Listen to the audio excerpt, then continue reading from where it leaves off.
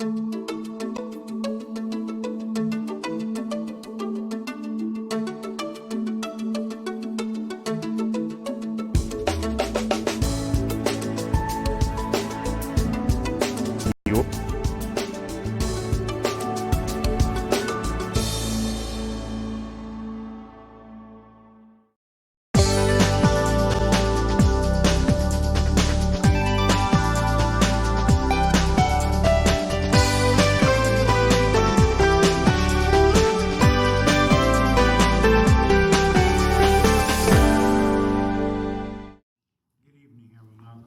session meeting of August the 5th, 2019 to order.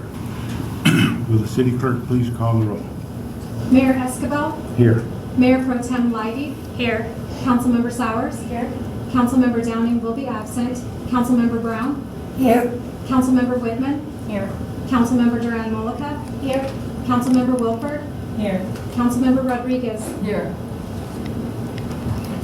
Before we begin our order of business, I'd like to request a moment of silence to honor the victims of those affected by recent tragedies in El Paso, Texas, and Dayton, Ohio.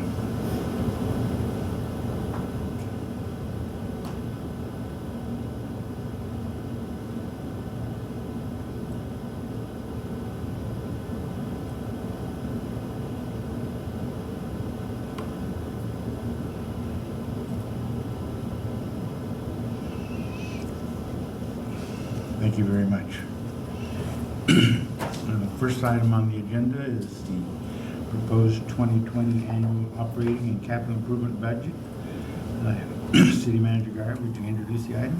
Thank you, Mayor Escobar. This evening, Jason Loveland, our Finance Director, is going to present the first of a couple presentations on the proposed 2020 budget for your consideration. As you know, we begin the budget development process back in the spring. And so tonight's presentation is really focused on the high-level overview of what's included in the proposed budget. And then on August 19th, we are going to take a deeper dive with you into the different departmental budgets, what's changed, what's been requested for the 2020 budget year, and more specific to the CIP budget.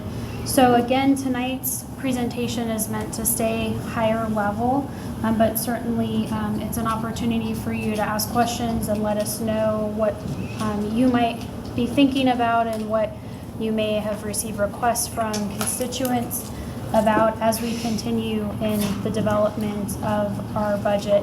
The budget process is very fluid, so we have the timeline included in the memo in terms of requesting adoption of the 2020 budget by council in late October. So there's certainly opportunity to have additional discussion if needed on certain budget items. So with that, I'll kick it over to Jason. Thank you.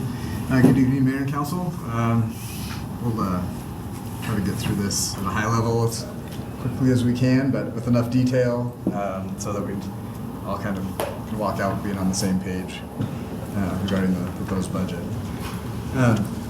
Just starting off, keeping in mind when we start the process from the staff level, we're keeping in mind the council goals,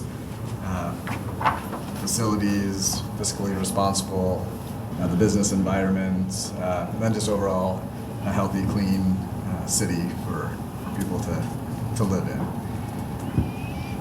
Budget overview of what we're going to go through today, revenue projections, expenditure projections, take a look at kind of the major categories, specifically on expenditures, personnel, capital projects, and then the new spending that we have proposed for 2020. We'll kind of walk through how we go through that process later on. On the revenue projection side of things, we'll go through revenues first and expenditures. Kind of what we're looking at from a big picture is local economy.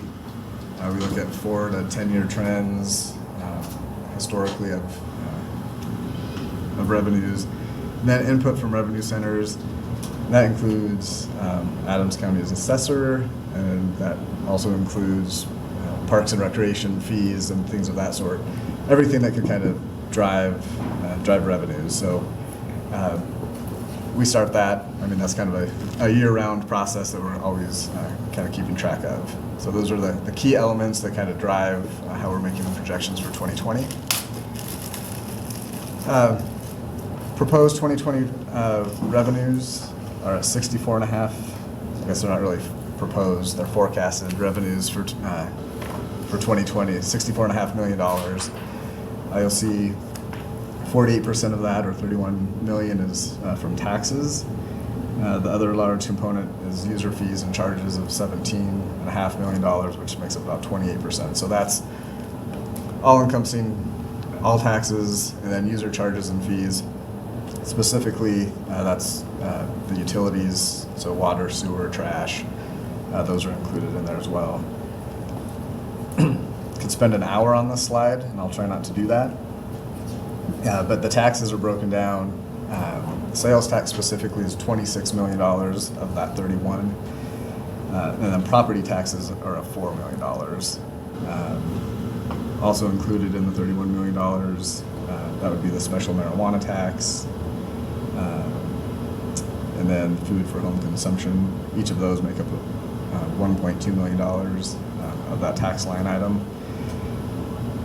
No changes for, I think it's the 27th consecutive year to the property tax mill assessment, 11.597 mills. Four mills are dedicated to road reconstruction projects and capital projects fund, and 7.5 go to the operations of the general fund. And user charges and fees that I mentioned previously, $15 million are for those services for the utilities, water, sewer, and trash. So $15 million is made up of that. Intergovernmental revenue, we'll see in a slide, a couple slides away. That number has really jumped this year. It's $10.8 million. There's a $7 million federal grant for a road project that's included in there. But typically we see intergovernmental revenues in about $4 million. That includes highway user tax, Adams County open space, and Adams County transportation tax that they share back with us.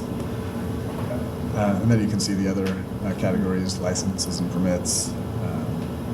That's building permits, parks use permits, and then business licenses, liquor, marijuana, pawn shop, amusement licenses. Other revenue that's included in the $3.2 million, 1.3 million of that is investment earnings, and then $1.7 million is actually captured here as a transfer from the general fund to the capital projects fund.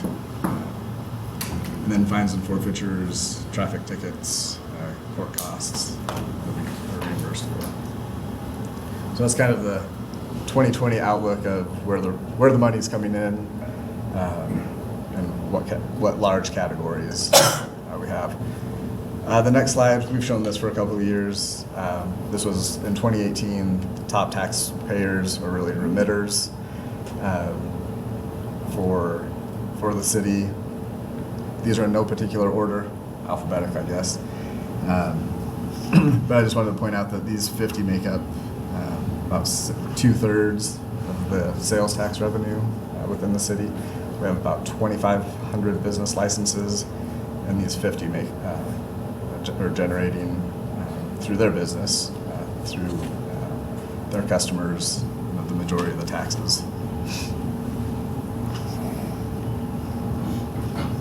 So breaking that pie chart down into numbers, depending on how people prefer to look at things, kind of just outlines the $64.5 million.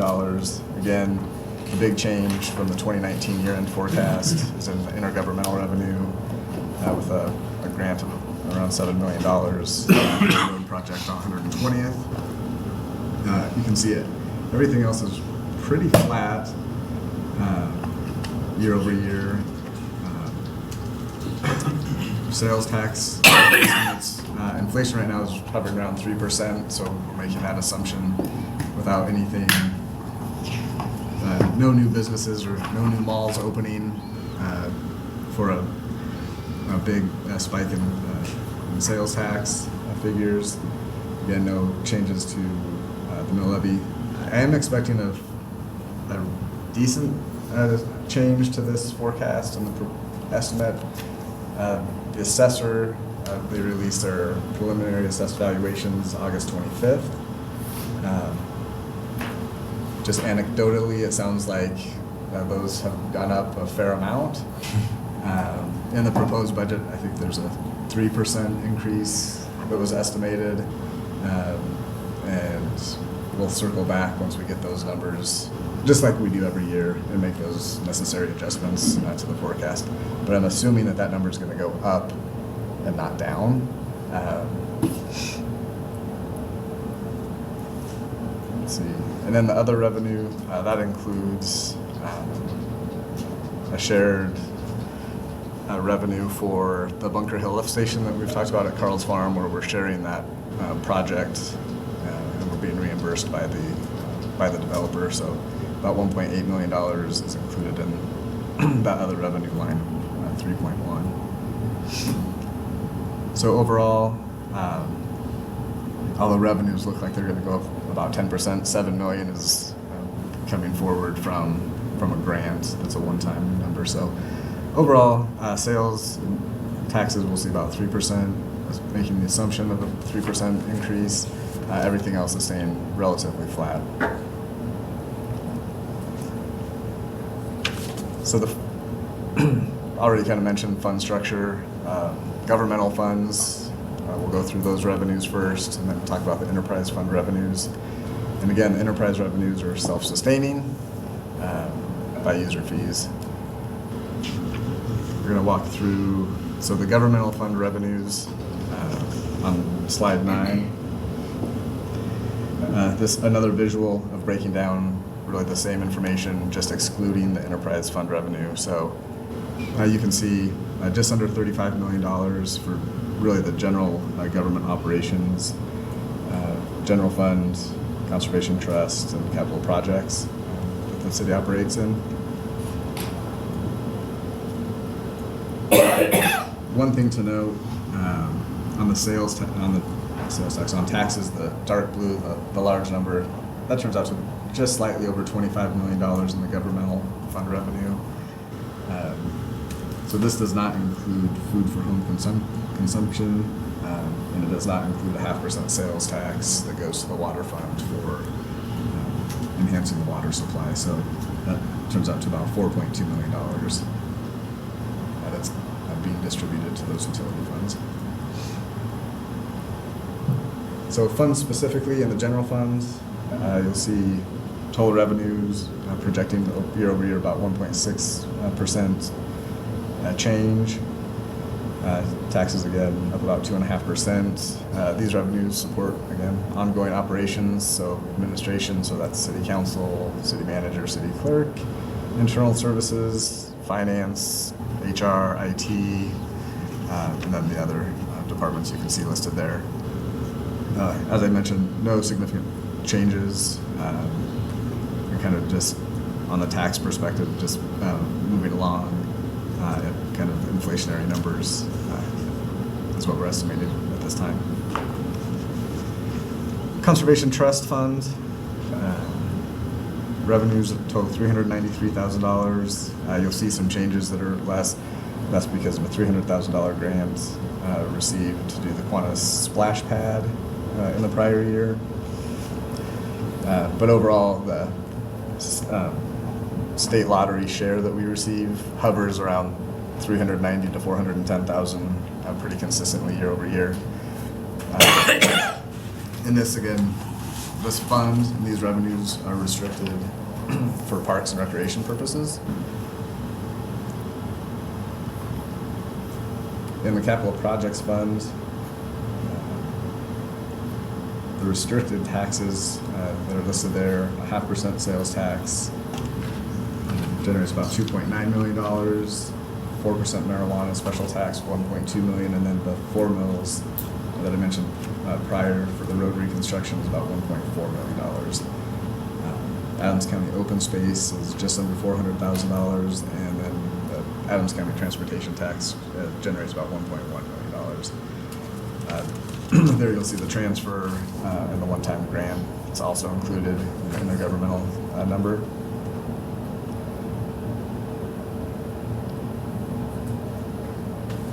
Go to any questions on the governmental funds? There's a lot of details rolled into some large categories, but you'll see in this forecast on the capital projects fund, you'll see other revenue in 2019. That's for a debt proceeds being issued at the end of 2019, so that's included in these numbers, and it all, when we look at the fund summaries, it all kind of rolls together into restricted fund balance that you may have seen in some of the other worksheets. Oh, sure. So the debt proceeds estimated $40 million for the rec center project, and then also in the other revenue is another $11 million from the Urban Renewal Authority. They'll be issuing debt for this civic center project, or proposing to be issued. That's why it's a forecast, of course. Another $11 million for the infrastructure for the development of the site to help the private development here on the Civic Center. So we have a few oddities that we're not used to seeing with some of the numbers that kind of take a look and you go, well, $64 million down to $17 million, what's going on? Those are the $51 million for the debt proceeds projected in 2019. It's a lot of money. You just got that money. It's huge. Yeah. Turning to the enterprise fund revenue. So the big ones here, water and wastewater, will be in our third year of the 5-year plan that was adopted at the end of 2017 as far as rate increases. We've talked several times about large capital projects and the utility funds as well. 2020 will be the implementation of the third year of the increases, about a 6.7% increase when you look at them, balance out together, and then 5.3 in 2021 and 2022. And we're still on that track that was planned in 2017. And that's kind of an ever-evolving, fluid situation, much like the budget. But right now we're still trending in the right direction to stick with that plan. This was just something from that study. This is the projections from 2017 of where our rates would fall in 2021. As we did some outreach to some other municipalities, there's 12 listed here. I think we're going to rank 7th as projected. So kind of right in the middle of the road as far as surrounding jurisdictions and their utility rates, specifically for water and sewer. At the top, that's referring to 15,000 gallons being used, which is kind of an average summertime use throughout the city. So in the water fund, the taxes number that you'll see there, 0.5% sales tax and 3% food tax. So that supports the water acquisition and enhancement of the water supply, and then also debt payments. Right now we have 3 years left on the Stanley Lake pipeline project before that's paid in full. And then making assumptions about water use charges is very much a challenge. The plan calls for a 4.5% increase. When we factor in what we're seeing with consumption being down, we're looking at maybe 3.5% total revenue that's going to be generated from that 4.5% increase in rates. This year to date, it's been a very wet year. We're down 13%.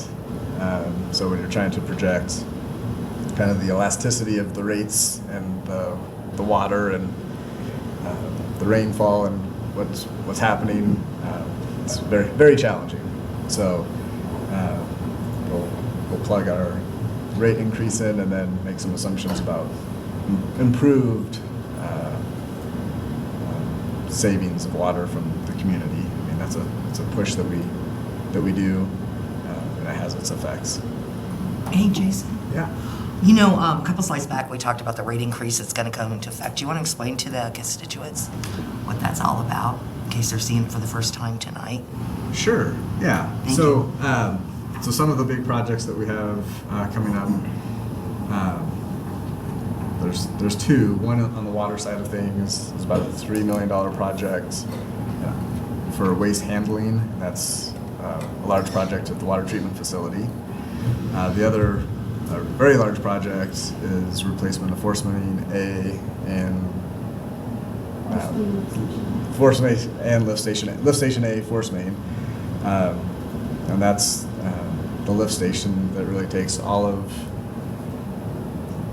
probably not going to use the right word, the waste, and pumps that to the facility, and the pipe that takes that to the sewer plant.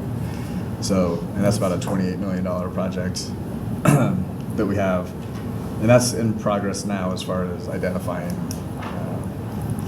the design of that. Of course, I'm always pushing, as all staff are pushing, to see what kind of savings we can find in that project. So those are 40-year-old facilities that need to be replaced. Thank you. I think it's important, you know, if we're talking about raising stuff, especially what these things are right now, that we remind them why we had to raise the price again. Thank you. On the wastewater side of things, the debt issuance of $28 million is included there. We're expecting to do that for that project that we were just describing for lift station A and the force main, probably in the first quarter of 2020. So we've included that. Again, as we go through the design work, the engineering group goes through that. Hopefully we can make some reductions in that project. But as of now, as I mentioned, a 9.75% increase to the user rates for wastewater. And the stormwater fund, these are used for drainage improvement projects. No proposed increase. Right now it's a residential fee is $2 per month. And then on the commercial side, it's $20 per acre of property. But no changes are being recommended or proposed at this time for that fund. And then the sanitation fund, no proposed change to the $16 a month that people pay for trash service. As far as I know, there's no consideration for making any changes to the service that's being provided right now, as far as more pickups, less pickups, anything of that sort. So you can see flat revenues in the sanitation fund. I guess I do have a question. So about the recycling program, because we've had issues, essentially, we have to pay a lot of money to recycle. Is that going to continue? Have we thought about looking at the recycling program at all? Because currently it's costing us any money, right, to recycle? Is that still the case? Excellent segue into the expenditure side of things. So the answer is yes, and we're gonna. Okay. Yep, that was great. Yes, perfectly. Any questions about revenues, kind of at a higher level, as far as Any questions? taxes, property taxes? I have one, Jason, on page 16 on the wastewater fund. You talk about a debt issuance of $28 million. Can you talk a little bit about that? Why we need the $28 million and why we need to go in debt for it? Okay. So the debt on that would be for lift station A and the force main. So those two significant, so those pieces that kind of work together. So the reason specifically, this is kind of interesting backstory. There's kind of pay as you go is how you can cash fund large projects, or then issue debt to fund the projects. So we, over the past 5 years, I think, we just got done doing a large cash-funded project at the wastewater facility. So all of the new work with the headworks that we've seen, that was a $14 million project that we cash-funded. So, and I think that was planned and strategic to not issue debt at that time. So we've gotten to the place where we've spent all our cash, but we still have more projects to do. And so that's the reason for issuing the debt to continue on, upgrading the facilities that need to be replaced. Thank you.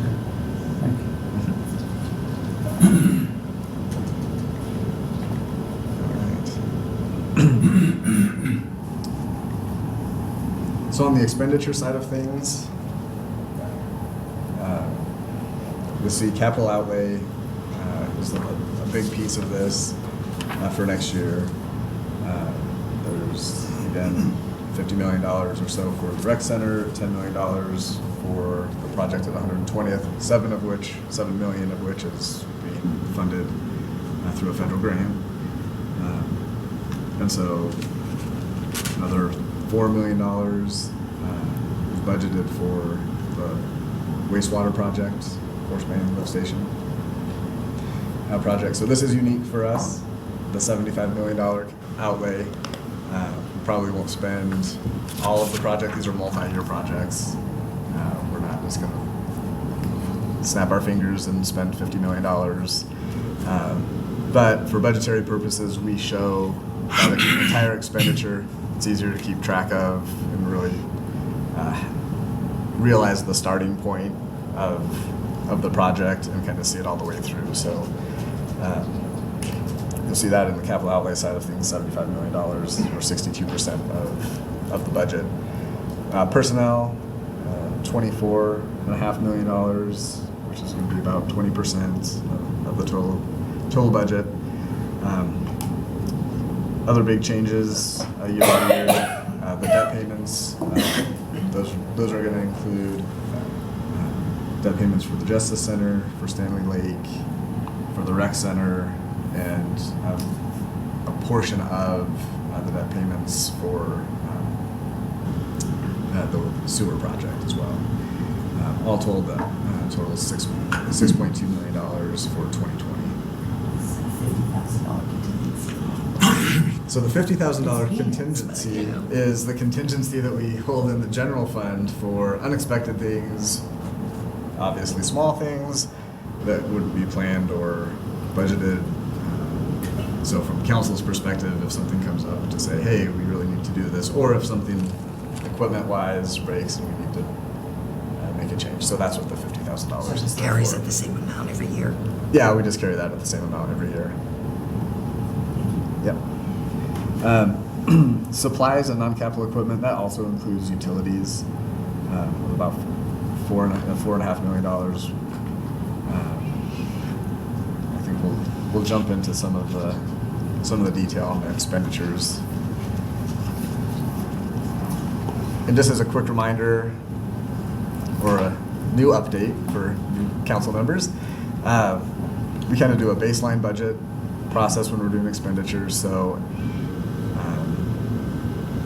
we start off with 2019 budget, and really any dollar that is above what the base was in 2019, there's a request for, justification for, and that goes through a process through all the departments and routed through the city manager for approval. And this is our first real budget meeting, but we've had many at the staff level getting to this point, especially on the expenditure side of things. Salary and benefit budgets, considerations of market, internal equity, being competitive throughout the region, and factoring in the overall compensation with our great benefits as well when we're taking a look at those. And then capital expenditures, long-term maintenance needs, and then infrastructure and vision for the community are really the big drivers what's helping the staff make decisions and hopefully translating and resonate with the city council and the community. Jason, if I could just add real briefly, going back to the department meetings that I hold with Jason, Joanne, the county manager, and then each department director, we have spreadsheets where we go through each line item. So, there's that baseline starting point each year, but then those conversations consist of, why do you need what you have included? It's not just, I had this last year, so it carries forward. It's the justification process of, I need this, because we're looking at actual expenses. And so if a department isn't spending $10,000 or $20,000, it's just not an automatic carry it forward. But just to clarify, if I spent $109,000 last month and I budgeted for $100,000, my baseline is going to be 109 moving forward, or do I go back to 100? No, you Go would, back to 100. yeah. And I would be asking questions about why the budget's being exceeded for that year. And Yeah. All right. So again, basically taking the pie chart and breaking it down into the detail. I think the big thing to note here is kind of that bottom bullet. If you exclude the capital outlay and debt service, so for our big projects, overall expenditures, operationally, the proposed increase is 3%. So when we look at, when you line up the numbers, you kind of have this shock of like, whoa, what's going on? But operationally, it's 3% increase to the budget, which is relatively standard. So we'll jump in and go through personnel and capital and then some of the new expenditures. Not in a ton of detail because on August 19th, we're going to come back with all the departments and they're going to be able to speak more specifically. I could try, but I probably wouldn't do it justice. But I know enough to share some information if you guys have questions tonight. So on the personnel side of things, there's 6.05. There's some part-time adjustments in here. New personnel new staff being proposed to be added. You can see that there's one that I missed when I was putting the slides together for a traffic technician. And that would be a new position, bringing that in-house rather than outsourcing traffic light maintenance. So that would be something that is in the memo and didn't make it to the slides. And then health insurance did have just under a 6% increase for the renewal when we went through that process in the spring. And that's been factored in, which overall there was no increase last year for 2019. So you look at a couple years, okay, on average about 3% per year for health insurance. That seems quite reasonable. typically anything that's less than a double-digit increase when you're talking about health insurance is a very positive thing. So at about 6%, that's a really great rate. We do have a very good HMO plan with Kaiser, and so we're trying to minimize any significant changes to that plan, because if we're grandfathered into the plan, and so if we make significant changes, we could potentially not have that plan available to us in the future. And there'll be more conversation on personnel, specifically also on August 19th. Some of these things are just getting those out there and sharing the information. Really for you guys to generate a ton of questions for the 19th. Oh, I'm kidding. Total, we had, I want to say, about 13 new position requests submitted to me, and so this process involved talking with each director, really prioritizing what positions and trying to capture the most important citywide. Yeah. Questions for you or the city manager, but I'll just throw it out there. I don't see anything here for our police department. That's a great question. question for me. I kind of figured that. The chief did submit a request for 3 officers and I believe a sergeant. And what we have talked about is that I'll bring a request to council mid-year next year. He is still working on getting fully staffed through the end of the year, so I did not want to encumber and take up funds in the general fund by allocating salary and benefits to those positions, knowing that the likelihood that he may not be staffed up in the first part of the year is high. So that's something that I'll be bringing back to council once he gets staffed up. So we still do have that 5-year staffing plan in place for the police department, but again, I didn't think it was fair to the other city departments to hold those dollars, knowing that given that we have experienced some additional turnover with some lateral, losing some 5 to 7 year officers recently, so we've got to get staffed up with the FTE count we have currently, and then I'll come back to you next year and ask for those additional FTEs. Okay, the only reason I asked that question is because we had established that as a priority for 2020. It is a priority, and I think that by not having that in the budget, that's not me saying it's not a priority. It's a timing consideration. But I don't think it's fair to encumber the funds and then take away from some other very important operational areas within the city. I can say that the city has the funding to absorb those positions next year when I think the timing's going to be right to do that. But certainly that's something that council, if you feel strongly that we need to include that in the budget for the start of January 1st, 2020, certainly we can do that, but that's not my recommendation. So I hear what you're saying about why it's not in here. I just know that we prioritize where we spend our money. And so I feel like if we don't put it in the budget, it's easy to get lost. I So it's a concern I have. understand that concern. I know it won't get lost. So it's kind of a chicken and an egg thing, from my perspective. I can go back and look at including it. I can tell you that the likelihood of getting fully staffed by the end of the year, Chief and I are really working on it, but I just didn't think it was fair. But I understand the perspective of it is a council priority. It's a huge priority of mine as well. But I decided to use this approach because of the other needs that we have throughout the city.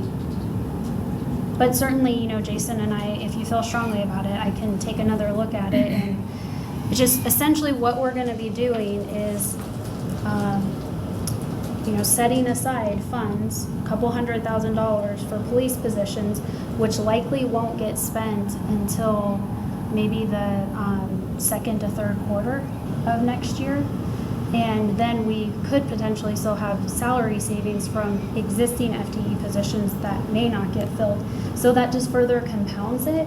And in my mind, that's not strategic, and that's not using our budget funds appropriately.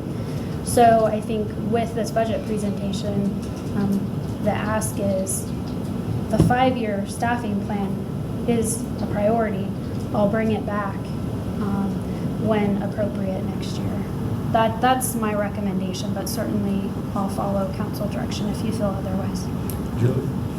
I just have another question. I know we're going to talk a lot about the specifics of these positions on the 19th of this week. Mm-hmm. Okay. Yes.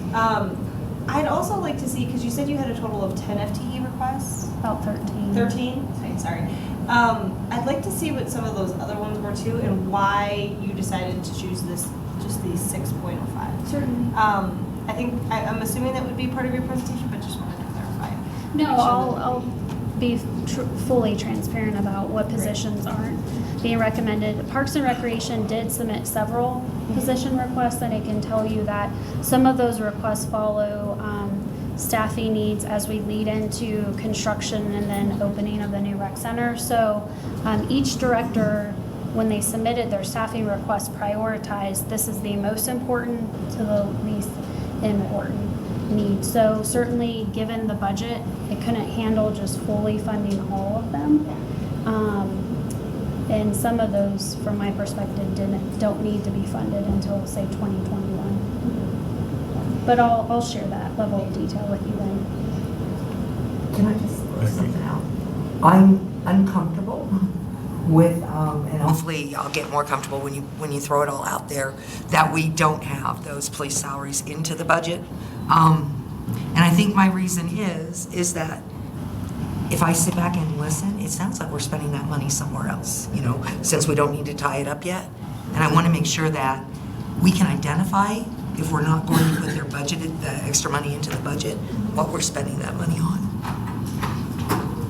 Is that a correct understanding of what? No, So it's not. It's a timing consideration. So given what I'm hearing in terms of council concern, Jason and I will go back and for the 19th, we'll include the police positions in here, but I'm gonna do it from the approach of when I think we'll actually hire those and fill those positions, knowing that, so it's not gonna be a full year salary Right. for those positions, but there's a lot of need throughout the city, and so part of this budget process is balancing the need, and so we'll bring more detail on that for the 19th, and I'll present it to you a little bit differently so there's a better understanding.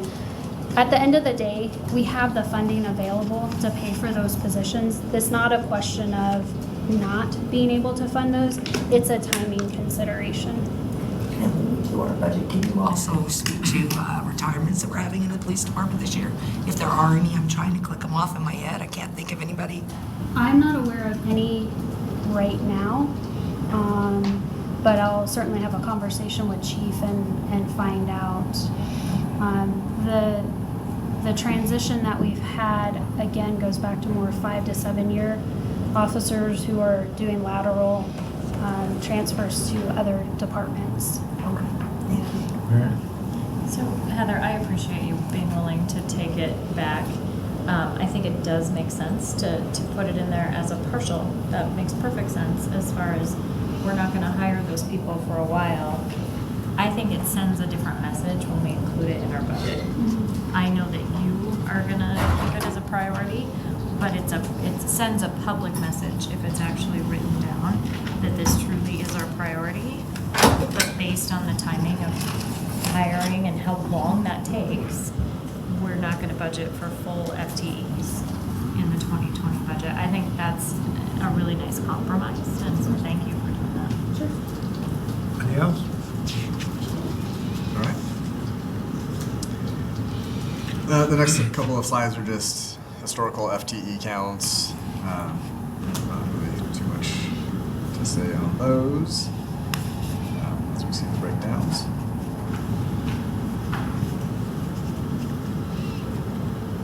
The next few slides, again, we're going to talk about more on August 19th. Capital projects, these are just outlines for each department, so Parks and Recreation. There are major capital projects and the funding available in the 2020 proposed budget, as you can see there. Public Works, residential street program, we've increased that from $750,000 to $900,000 for 2020, which is a positive move in residential street program. There again, you'll see the lift station A enforcement projects, $3 million specifically planned for to be spent as part of the design phase next year. Jason, go back. Yes. The City Hall space assessment, the assessment is $365,000? No, that would be assess and implementation, the whole entire project. Thank you. Yes. I was like, Yep. wow, that's ridiculous. Okay. Right. So that includes That would include the whole actual, project. any Okay. type of renovation or whatnot. Yeah. And I hired a different architecture firm, and I'll be confirm to council on September 16th to get feedback from city council as to the different priorities for that plan. So, certainly part of what the discussion needs to include is, given the momentum and the effort taking place with the Civic Campus site, what improvements do we make to this building to get us through an interim period to the point where we're ready to build a new plan and construct a new city hall. So that'll all be part of that discussion. Meredith, I'm thinking we should put money into the air conditioning. I don't think I dried off for at least 3 or 4 hours after stuffing backpacks. It was just awful over there. One thing that I'll mention, just it's been touched on a couple of times, the 120th Avenue improvements, I won't say much more than this, are kind of widening in traffic improvements between Washington and York. So I just wanted to put that out there to be more specific of where on Washington, or where on 120th those improvements were going to be made. And that includes the full project amount. So there's the cost share piece that the city has, the grant amount in terms of what we're getting to Dr. Cobb. And so that's a total project amount. Just keep that in mind. And then with residential street program, even school zone safety assessment, we don't have specific projects identified at this point, but that'll be forthcoming as we move through this budget process. So I can't provide you with a list of 900,000 is going to consist of A, B, C, D, and E yet. We'll be developing that list as we move forward. Package requests, again, this is more detailed. Each department will come forward. But these are the asks that we've talked about earlier. It's like, hey, you want to spend $1 more than your 2019 budget? Here's what we're going to be proposing to bringing forward to talk about on the 19th. So I won't read those to you. I just have to make one comment. Yes. So the RTD end line opening, Oh. I love that it's ambitious and that you guys put that in there, but I'm hoping that it opens soon. I took a picture of it.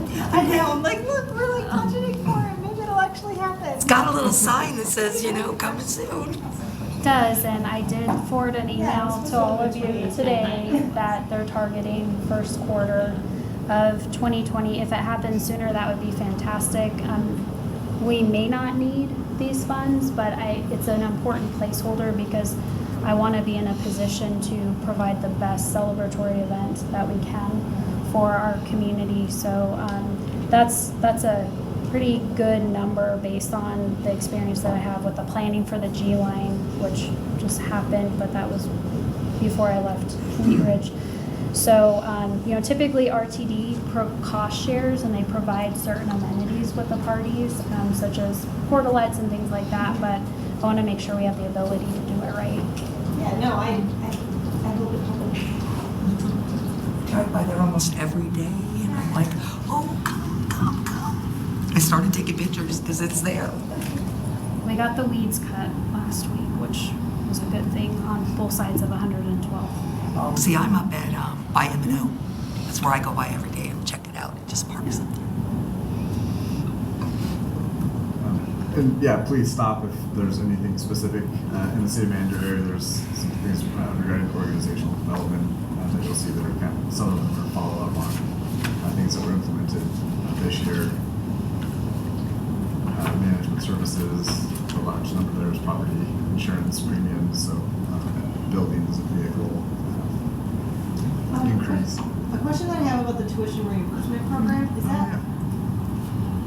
that available for all associates, or is it just a specific department, or?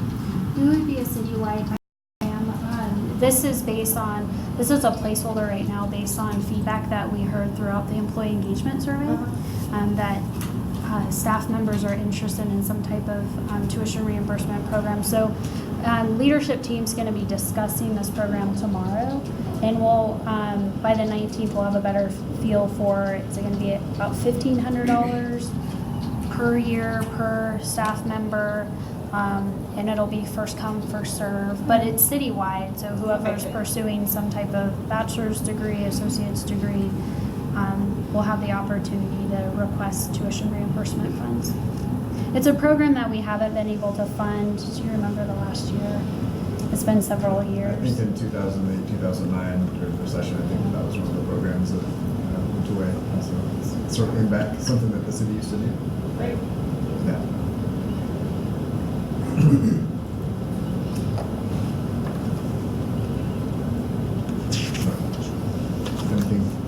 If anything pops out, otherwise we'll be here on the 19th to talk about it in more detail. Parks and Recreation, you'll see there's a few things there of note.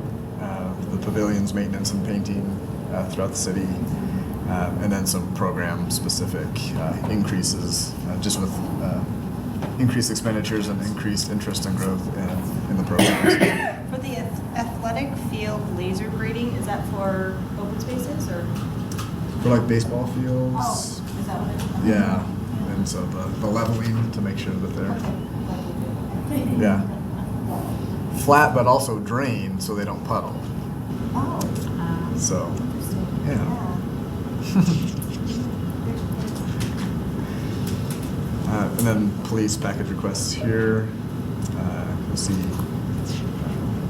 $295,000 of vehicle replacements in the budget for 2020.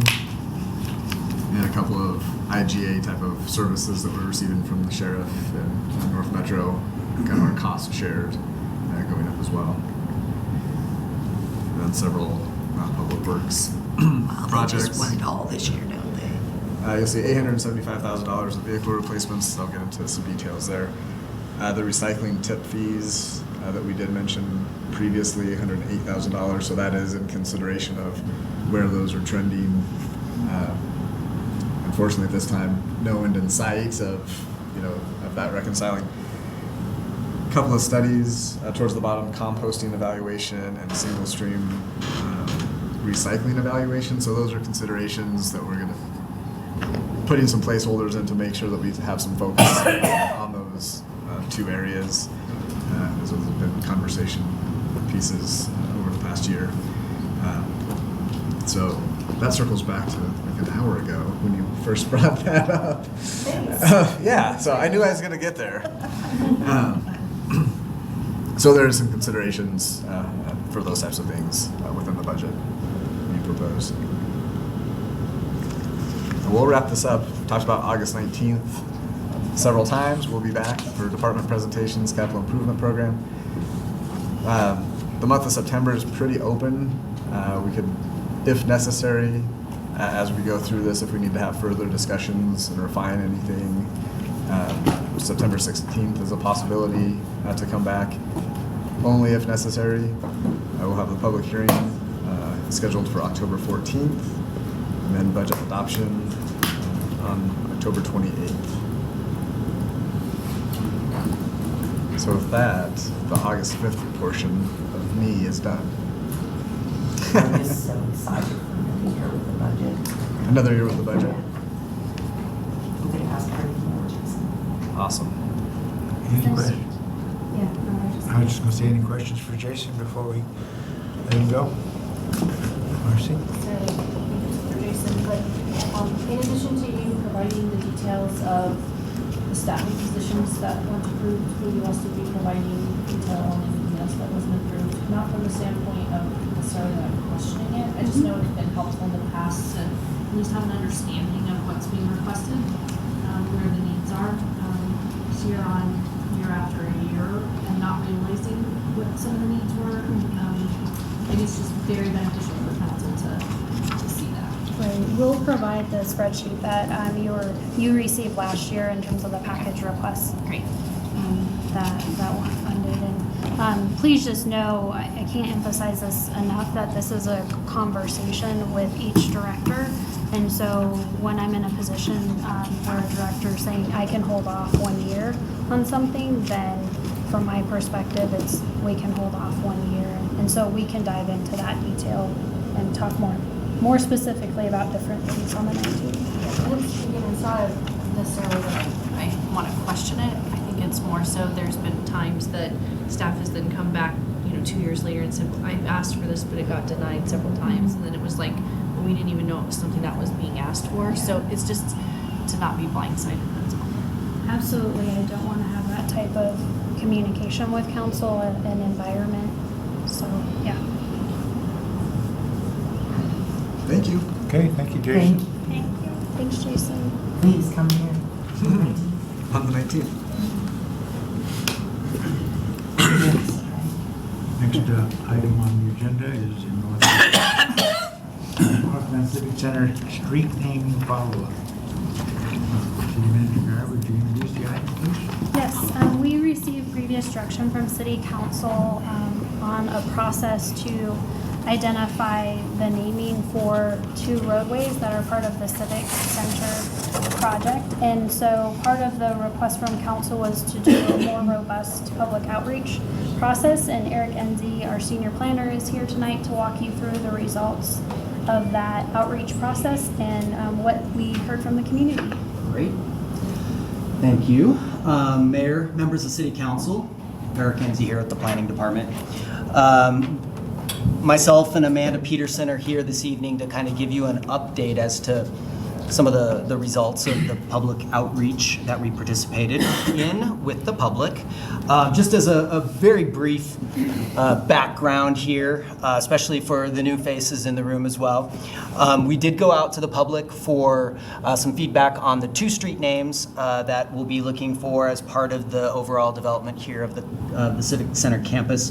One being we're calling Street A, which is kind of the main spine coming in from Community Center Drive down here. And then street number B, or Street B, would be this yellow line here that's right in front of the proposed Recreation Center, Senior Center, Performing Arts Theater. So those are the 2 street names that we went out to the public for. At the July 1st study session, you did request that we go out to the public for a little more public input on some possible names. We reached out to the public through the 4th of July festival by setting up and manning a booth at the festival. Following the festival, we did post the same boards at the Recreation Center just to get some additional feedback from users of the facility.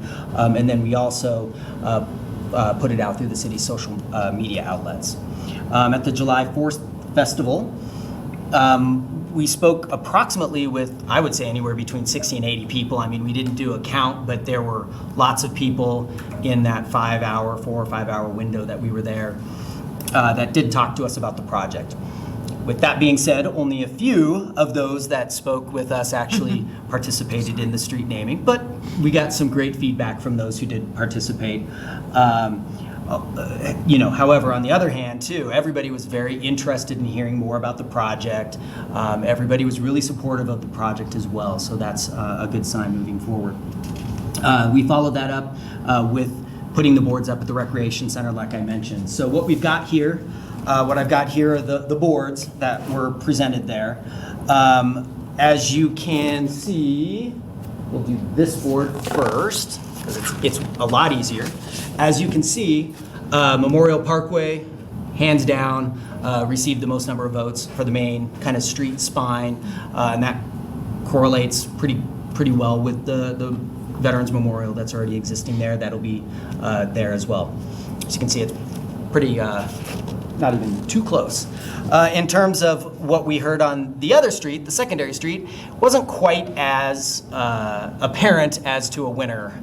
You can see what we saw here were 3 names that kind of were on the top with this outreach. It was Northglenn Way, Red Hawk Drive, and Dodge Avenue.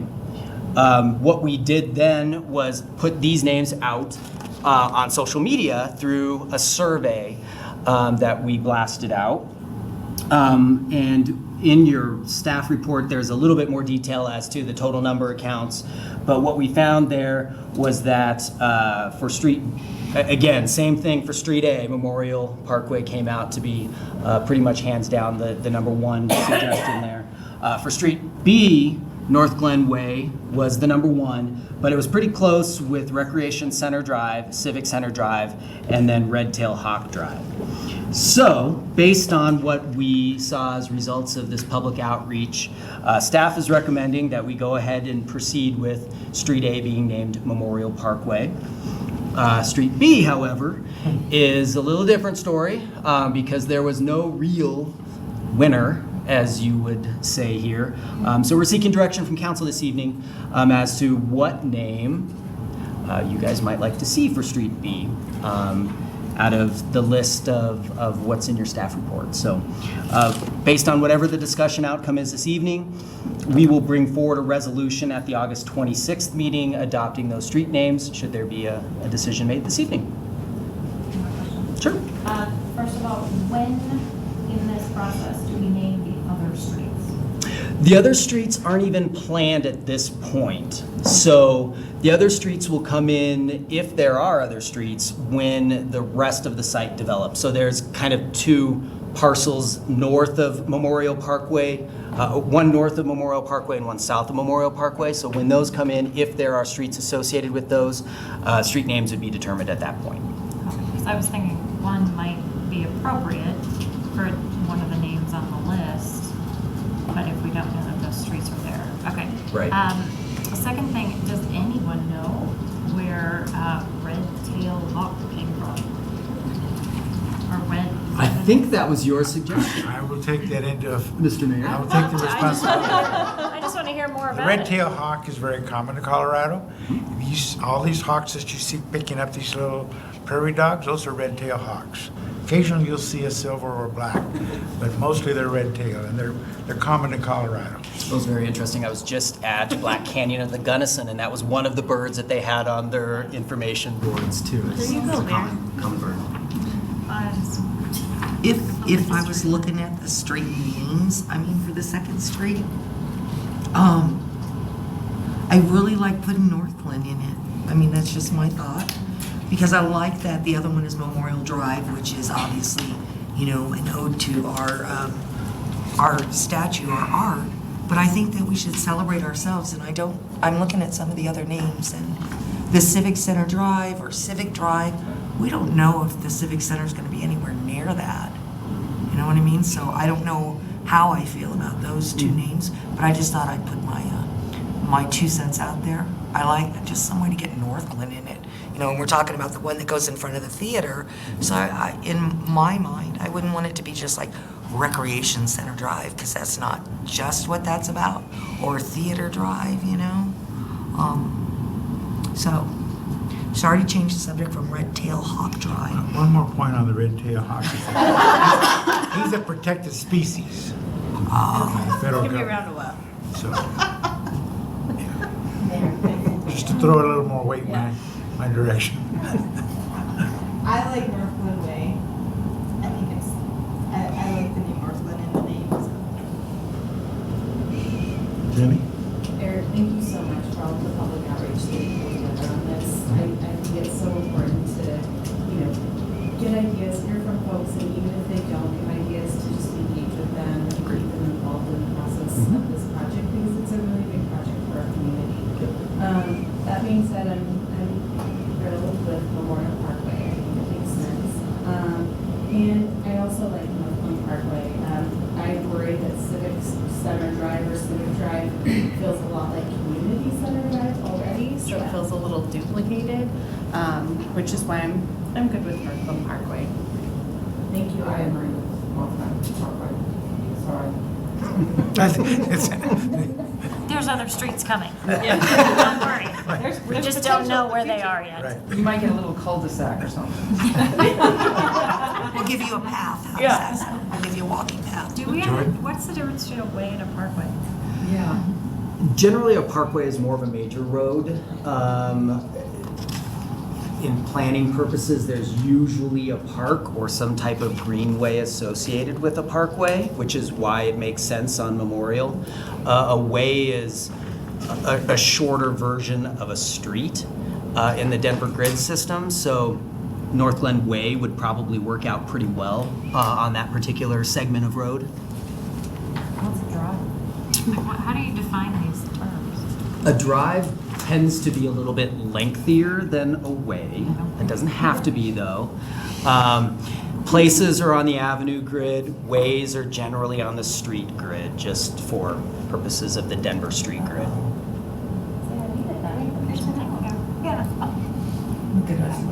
As well, Northglenn Parkway, close second is Red Tail Hawk. close second. Becky, did you? I love Northglenn Parkway, Northglenn Way, just Northglenn. Marcy? I'm not in Northglenn Way or Parkway. I think it's odd to break it up when the streets are usually together and we have Northglenn Drive and now you're putting Northglenn Way and Parkway clear over here. I'm probably more inclined for a recreation center, and then it's sad that Parsons Parkway or Way didn't make it in.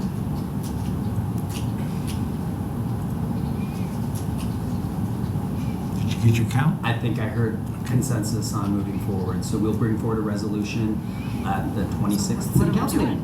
Please tell me, what did you hear? Because I didn't. So Northglenn. I heard Northglenn Way as being Northglenn Way. the associated street. And Memorial Parkway, obviously. Do it in Northglenn Way. Great, thank you all. Ship it.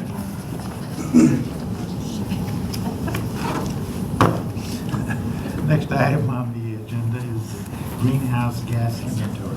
City Manager Guy, would you introduce the item, please? Thank you, Mayor Escobar.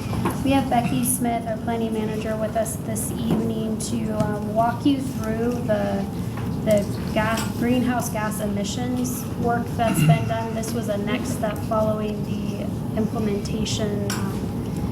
It is an implementation step following the adoption by council of our sustainability plan last fall. Great. Thank you. Becky Smith, Planning Manager in Planning and Development, and I have Angie Fife, Executive Director with ICLEI, the consultant team that helped us prepare this greenhouse gas inventory. As Heather stated, this was a next step to help us get a baseline for our emissions, to really help us understand where our greenhouse gas emissions are coming from, where some of our biggest contributors are in the community, as well as have a baseline to help us track as we implement policies or changes in our community to see if it's really making a difference in reducing those emissions. And I'll let Angie jump in at any point if she wants to. So our greenhouse gas inventory included two components. We did a community-wide inventory, which was really looking at the Northglenn boundaries, what's happening for emissions of any kind inside our boundaries. And then we also did a government operations inventory, which looked at just what are the city's operations contributing to our emissions. The citywide inventory was from 2016 data, because that was the most whole picture we could get for community-wide, where our government operations data is from 2017, because we were able to get more recent data for that inventory. What we learned for our community-wide inventory is that transportation is really our biggest contributor. So really it lends us to looking at policies or ways that we can reduce our road trips or encourage our residents to take other modes of transit. The other biggest contributor for our community-wide was residential energy usage. And so that's really an area where we could take a look and see how can we help our residents conserve energy, use less energy, look at other means for energy. For city operations, our biggest contributors are our city buildings, specifically wastewater and water treatment are our biggest opportunities as far as where we could reduce emissions. But we could also look at some of our other city facilities that are using a lot of energy as opportunities. And so with that, I don't know if everybody had a chance to read the report, but we're happy to answer any specific questions that you may have had from the report. Really, it just provides us that baseline of what we can look at and then lets us track how it changes as we move into our future in different ways that we reduce our carbon emissions. I have a quick question. So we have work and projects going on with the wastewater treatment plant. How is that going to impact these emissions? Did you guys take a look at that at all or have a sense? Yeah, so really it comes down to the type of, I don't don't know the right word, not infrastructure, maybe it is infrastructure, but how efficient the components are that we're putting into the wastewater treatment plant. So one of the things that we could look at moving into our future is our procurement policies around purchasing greener, more efficient items versus, I'm not sure exactly how they determine who they're going to get for a supplier or how they figure that out. But if we had a policy in place, then it would say, we're going to consider the more efficient option, even if it is more expensive or has more of a long-term savings or something like that. So just things to consider as we move into the future. One of the big items related to the wastewater treatment plant that I think Kent Kisselman, our Public Works Director, touched on briefly when he presented an update on those projects a couple months ago is as we decommission the lagoons at the plant, we have an opportunity to look at bringing in solar arrays, which will help offset that amount of energy that we use at the plant. So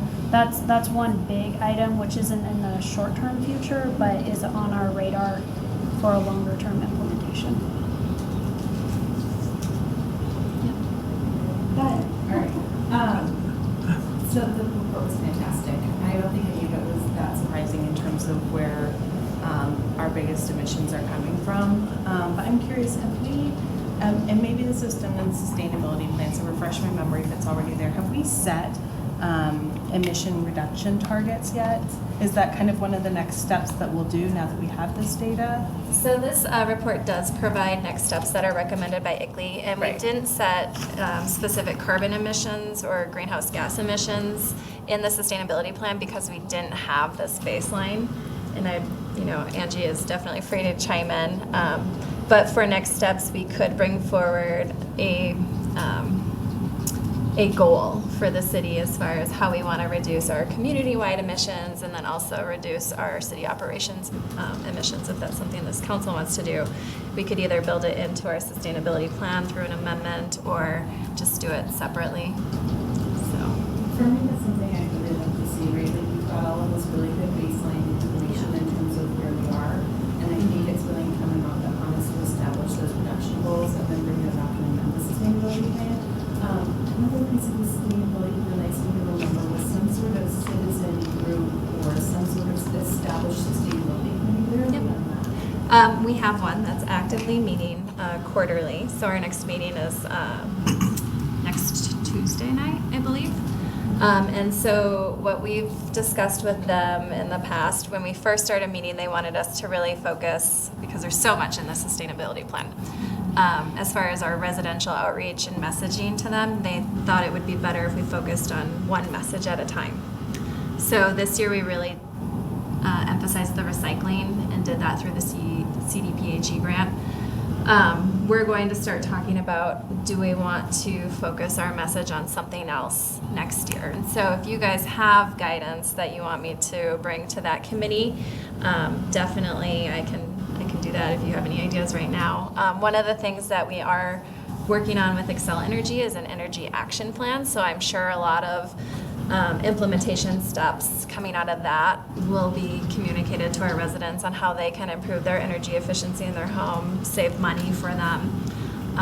Actually, I was going to say at the end, but we have these, as part of the Partner in Energy, these energy efficient LED light bulb kits for our residents. We have 200 of them to give away. I brought some for each of you tonight if you want to take one on your way out. Basically, these light bulbs are more energy efficient. They last 15 times longer than incandescent light bulbs, and they use 70 to 90% less energy. So just making the simple switch can help you reduce your energy load on your house. So the police department has been very generous in coordinating with their volunteers tomorrow night for National Night Out. And we're going to be giving away hopefully about 150 tomorrow. And then we'll still have 50 that we'll have at our front desk services here at M&O and then also at the rec center for residents to come in. If you have any other ideas of where we can get them out to the community, let us know. Thank you. And then my other question, I guess 2 final questions. Heather, knowing that City Hall is the second most energy inefficient building within under our management. I'm just curious, with the City Hall space assessment and use assessment, is that something that we're incorporating into how we're going to continue to utilize this building until, we build a new City Hall? The simple Is it answer is something that no. could we incorporate? I can go back to the architect and have a conversation and see if that can be incorporated. It's gonna come down to a cost benefit of what makes sense to invest in this building. We've got a new roof on the building, which is gonna help. We'd really be looking at windows and, our HVAC system is an older system in this building, so I'll circle back to the architect and have them have a conversation with them. But there's gonna only be so much we can do with this building, but certainly I can ask the question. Okay, sure. And then last question, I guess I'll preface it with I'm really interested in how we reduce our carbon footprint specifically as a municipality. And I know that there's a lot of rulemaking happening right now with electric vehicles. And we've previously done a cost benefit analysis in terms of if we move our fleet over from, being gas powered, fossil fuel powered, to being electric, what that would look like in the long term. And so I'm just curious, as we look at reduction goals, if that's something that perhaps the sustainability committee could also take a look at and make some recommendations on in terms of, if we're going to have an electric fleet, right, with this rulemaking, hopefully bringing in a whole different types of, different electrical vehicles to the state, what are our opportunities to start transitioning our fleet? Because I think there are obviously economic impacts, but I think that overall, when you think about the impacts of climate on our residents, it's something that we should be looking at. Yeah, not really a question, more of a statement, I guess. And I would just say that the Sustainability Committee is also very interested in EVs. We haven't talked specifically about city fleet, but they are looking at ways that we can help our residents have better access to the infrastructure. So we are looking at some of the Charge Ahead Colorado grants, and hopefully meeting with vendors over this next month so that we can figure out what the real actual costs are and what we would need for infrastructure and electrical loads to see if it's feasible in different locations. And if it is, then we'll probably move forward with some of those grant applications. Awesome. So. And then I keep saying last question, and I keep talking. Is there anything that you can share, Becky, about a grant that you're pursuing, I believe, with the city of Broomfield? Yeah, so we're submitting a letter of inquiry for the DOLA grants, which is the Department of Local Affairs. They have energy grants, and I believe the implementation grants are somewhere in the tune of $10 million to do projects that would reduce carbon emissions in Colorado.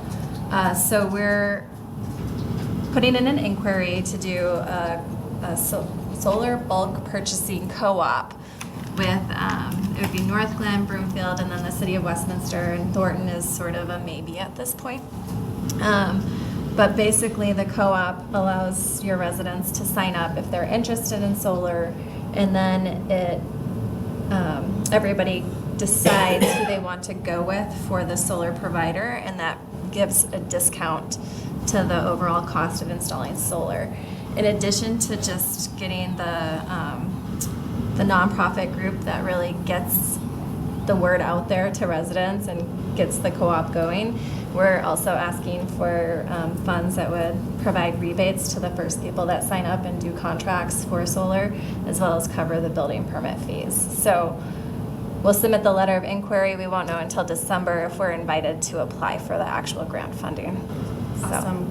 Thanks for pursuing that. I think it's a really big opportunity to help our residents tap into to solar energy and obviously have access to cleaner energy. So thank you. Yeah, and I would just throw out a thank you to Paul, the director of sustainability. I think you know his last name. Schmeeken. I knew I was going to get that wrong. Because he's really taken the lead, and so he's really been the one preparing the letter of interest for us. So. Awesome. Thank you. So So I echo the need for really clear goals, and I think this report is great. It sort of puts us in a really good place to set some concrete goals.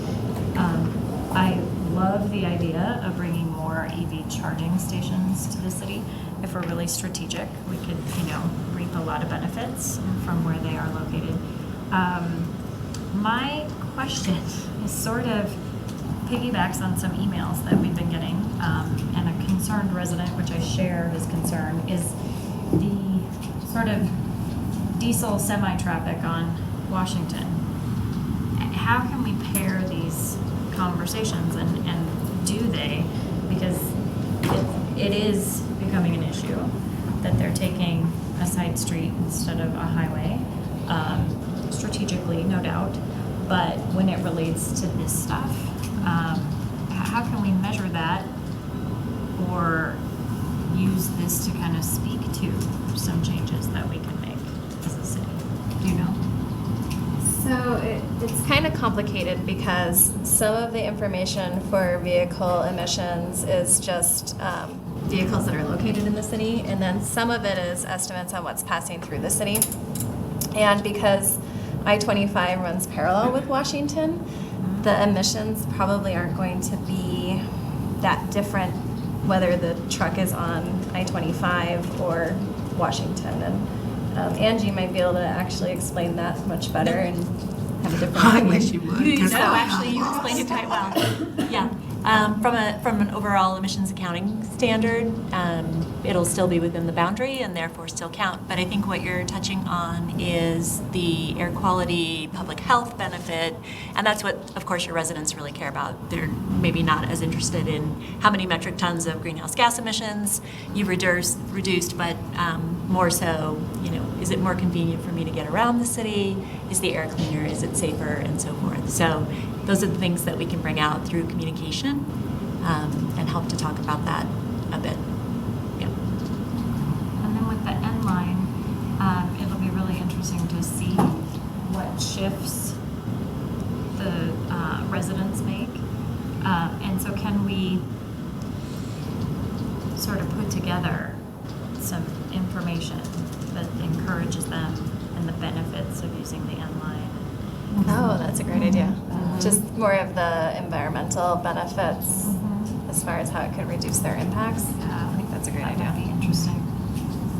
And I think with the Connect Northglenn plan that we have, the more we're able to implement different components of that plan really ties into this piece and looking at making sure we have alternate modes, encouraging alternate modes of transportation throughout our city where appropriate. Kent Kisselman and the chief and I are meeting tomorrow to talk specifically about Washington Street and the higher volume of truck traffic that we have on Washington, and seeing what we can do strategy-wise to figure out the true impacts of that roadway. And you're still working with our resident and his concerns? Yes. Okay. I'm hoping to meet with our resident, Jim Lynch, Wednesday prior to him going to the Citizens Affairs Board. Okay. And really get a better feel. I mean, we've seen a huge increase in traffic throughout our city, but this is more specific to truck traffic on Washington. Right. So I think there's some different things that we can do in the interim to try to really measure and identify what the true impacts are and figure out a way to address those issues. Can you do me a favor and make sure that an email goes out after you guys all meet? Sure. Just a heads up on what's going on with that. Yeah. Please. Thank you. So I just have a comment actually, and so I appreciate the work that you guys did around recycling this past year. One thing I would like to kind of see moving forward is instead of just choosing one, and I understand you can only tackle one thing at a time, but one topic to focus on for the year, I'd like to really see maybe one topic per category. So for example, one topic in the government operations side, and then one topic in the community side. That way we're really addressing, I guess, the city needs that need to happen, and we're not kind of just focusing on the community all the time. We have work that we got to be doing as well, and so I'd like to see them split and at least have a priority for each one. Yeah, we do actually have a staff green team, I guess is what we'll call them, and we're meeting quarterly as well. And we have been talking about ways that we can improve our efficiency within our operations and different things that we can do within our means to do them. But I think that's a great idea as far as coming back to you guys and saying this is what the city green team thinks we should prioritize in terms of operations, and what do you guys think? So we could certainly open up that dialogue a little more. Well, because one of the ones that I think we've talked about previously is recycling at city events. What would that look like? Because currently we're not doing that. Right. So yeah, this year we did start the recycling at city events, and then right now our plan is to pilot composting at Pirate Fest at the end of the year, and then move to potentially zero waste events. We'll see how things play out, but next year, if it moves forward. Not to give away too much about budget conversations. No, that's fine. I was just looking at the dollar amount. There's $30,000 included under planning and development for zero waste at city events. I mean, I think this is a really great conversation we're having, and at a certain point, we're going to need to talk about level of service and what that desired level of service looks like by city council, with needing to balance that with staff capacity and engaging when are we at the point where we need to look at bringing some position like a sustainability coordinator on board to really do more, because you can create these programs, but then you've got to sustain them and maintain them. And so I think we're doing a lot based on the staffing level we have right now. In order to do more, we're going to have that conversation about an additional FTE.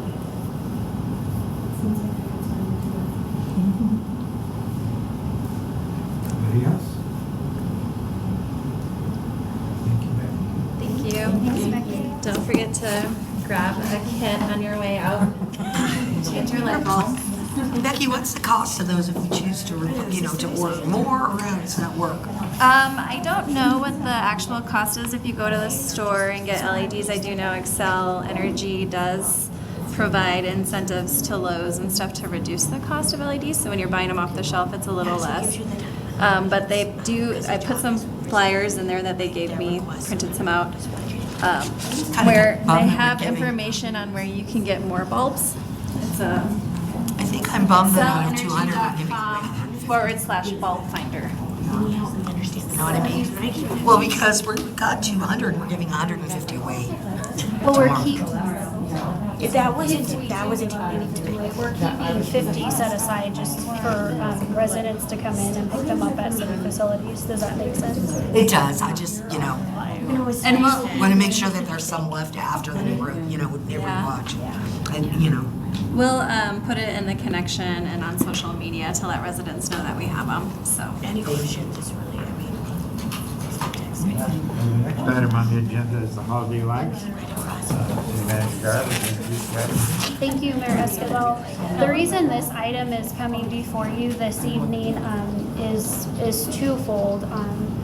Our former mayor and some of you have expressed through last year's holiday season some concern about the condition and appearance of our holiday decorations that we have around the city.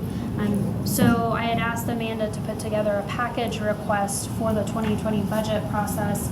In reviewing the cost of what it would look like to replace our holiday decorations, we had some discussion, and I decided that as we're leading into fall and the next holiday season, I'd prefer to have this discussion with you tonight, so that way if council has a desire to go ahead and replace the holiday lights, Amanda's outlined multiple options for your consideration. I'd recommend that we spend one-time funds and do that this year, rather than waiting and including this in the 2020 budget, which would mean that these would not be replaced until late next year of 2020. So with that, I'll turn it over to Amanda, who's outlined a great deal of information for your consideration and can talk about options. Good evening, Mayor and Council. As Heather said, we're here in early August, and we're talking about the holidays. So we'll change from nice summer sunshine to our cold winter days. During the kind of late November or throughout December and then early January, we do our traditional holiday lighting displays on the light poles on 104th. On the light poles around Webster Lake at E.B. Raines Jr. Memorial Park, and on the light poles going over the 112th overpass in front of the new Justice Center.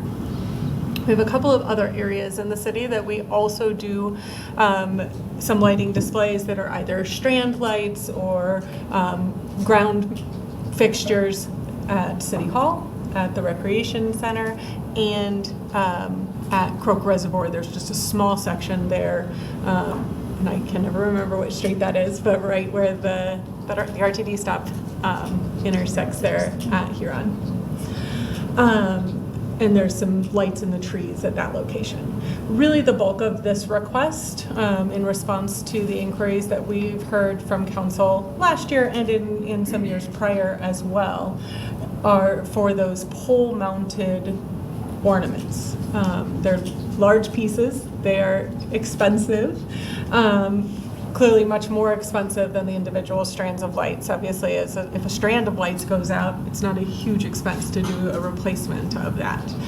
We have about $3,000 in the budget currently as part of our annual operating budget to do some of that really basic replacement of bulbs, replacement of individual strands, but really can't use that to replace the entire fixture, the entire ornament. The ornaments we have, about 68 of them are still the old incandescent ones. They're very sturdy. They weigh, as I said earlier in staff, I'm pretty sure about 1 million pounds each. Maybe not quite, but they're heavy. They're a really heavy-duty rebar structure. They've got traditional incandescent bulbs, and they've got a lot of garland on them. They were purchased in the 80s and 90s, so they've been around for quite some time. We've lost some of those fixtures over the years. Staff is estimating in recent years we're down about 10 fixtures. There may have been more much earlier on, but we don't have an exact count on that from when they were first purchased. With those, we get electrical failures. As some of you have probably seen on 104th, you can't necessarily identify which one's a toy soldier or that it is a toy soldier. I happen to know it is, but most people probably wouldn't be able to identify that at this point. About 5 years ago, we did purchase some additional fixtures. We purchased some LED fixtures. Those ones are a much lighter weight fixture, which has pros and cons. All but one of those, which had an electrical failure last year, is still in working condition. Those are in really good shape. Those LED fixtures we purchased, we have about 28 of those that are throughout the city. They have much less garland on them. They're much more identifiable, particularly at night. The LED bulbs have some more distinct color in them than the old incandescent bulbs. The incandescent bulbs are kind of coated versus the LED bulbs are a solid color bulb. So it's much more clearly blue or gold and much more consistent throughout those fixtures. So I say all of that just to kind of give you an overview about what we have and kind of where we're at with it. I would say all of the incandescent fixtures are probably at or reaching the end of their useful life. Can we continue to use them? Absolutely. Will they continue to fail? They will. At the age that they are, staff continue to pull bulbs out and do those replacements each year, but there's some things that can't be easily fixed. I mean, as any of you have probably done when you get out your holiday decorations and you go to plug them in, you just cross your fingers that they're going to turn on and figure out which bulb is loose or which one broke and whether it can be salvaged or not.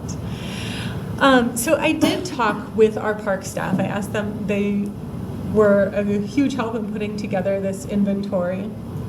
and ask them for some kind of recommendations and options.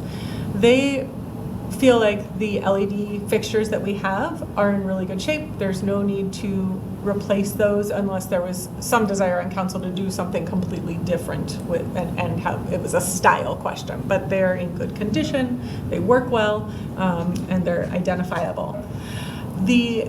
Of the 96 that we have, I said 68 of those though are the older incandescent fixtures that at some point we need to consider replacing, whether that's doing those all at once, doing a portion of them, doing new fixtures and then phasing those out over time, are really all viable options. And I wanted to open that up for a council discussion to understand what it is you would like to see from us. We are happy to make those purchases this year if that's something that you would like for us to do.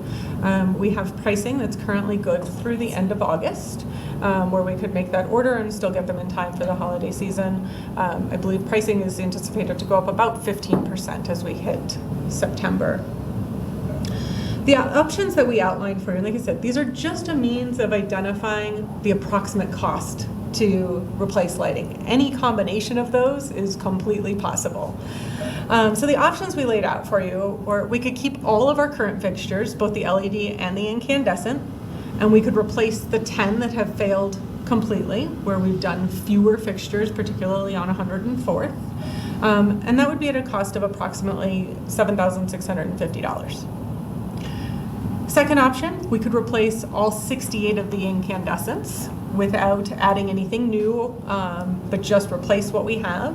That would be a little over $52,000. Option C is kind of a combination of the two. We could do the 68 plus the 10 failed. We could add 37 to go city limit to city limit. I know that's something we've heard from some of you or for some residents. We do get some calls every now and then that says, why don't I have holiday lighting in front of my neighborhood? So that option does go city limit to city limit. Option D, we could do add some lighting at the Justice Center. Obviously, as a new facility, when it was here, we had lights up on top of the roof here at City Hall. We did not put anything on the Justice Center last year as it had just opened. And the items that we've priced here still don't involve adhering or attaching anything to the building itself, but some wash lights as well as kind of up lights that wash the building, as well as some fixtures that can be placed on the ground in the planting beds that are around the front of the building.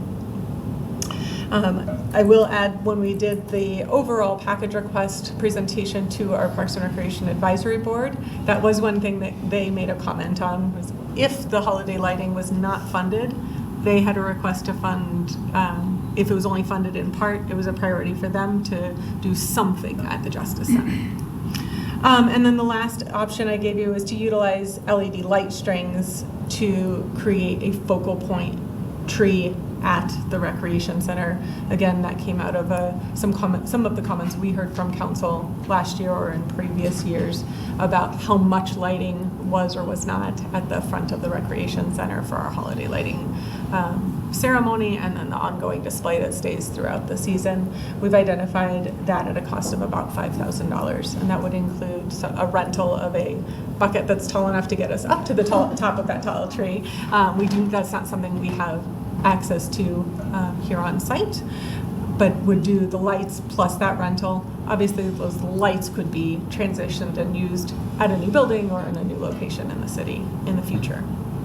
So with that, I'd love to hear your thoughts and better understand where you'd like to see us go with holiday lighting, and know if there's something that you want us to be replacing this year, and if so, what is the scope of that replacement? Christmas is my favorite time of the year, okay? And I was one of the ones who wanted to see it expanded, and I wanted to be able to see when a marching man was a marching man and not just a blob of garland, on the light pole. Here's my dream list, okay? I would like to somehow incorporate us going city to city. I would like to keep what works and work on. I would like to replace, in celebration of our 50th year anniversary, all of our Christmas lights. That's how I throw that out there. especially the incandescent ones. I don't think we need, those ugly little things anymore. So that's I find that although we celebrate really good over at the rec center, it's away, from where people can see it. And I'm a little disappointed in what we do as far as the city for our lights. So I would like to see us replace those. So is that closest to option C, or is it C plus D? Let me ask you a question, because I'm really close to option C, but I do not see anything in here about my tree down here that we were going to put in. So is that come into a different budget discussion? What tree?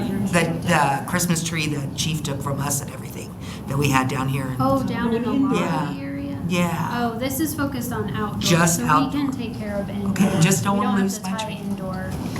Okay, cool. So We're that's, gonna take the tree back from Chief. No, I'm just kidding. Do it. This is focused on outdoor.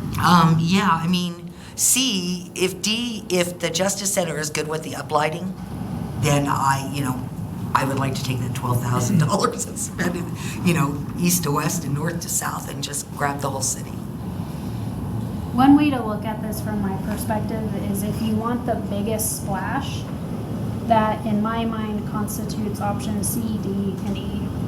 So think about it in that context. I think if you want the biggest, the largest coverage, expansion, biggest splash of lights, it would be C, D, and E.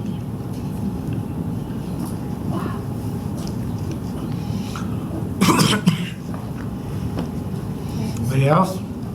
Julie, I'm sorry. It's okay. So looking at these numbers freaks me out. Option C is ridiculous. I love Christmas like anybody else, but do I think we should be spending this much money on Christmas lights? I don't. I understand we need to bring in the holidays and,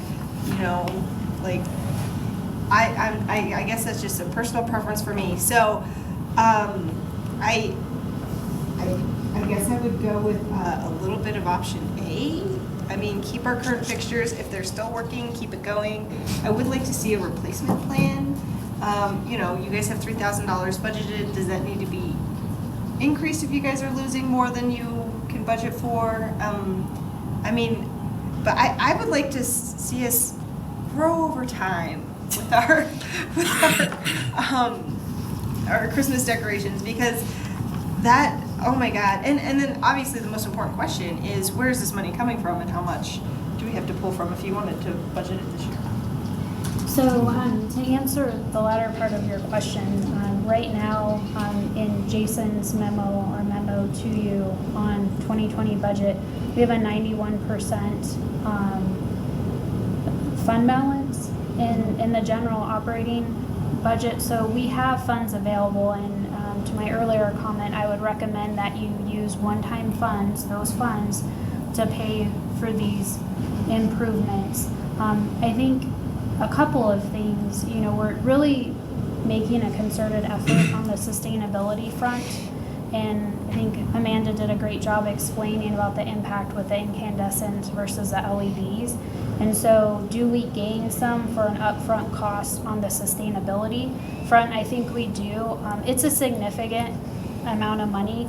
I can tell you I get quite a few complaints from residents.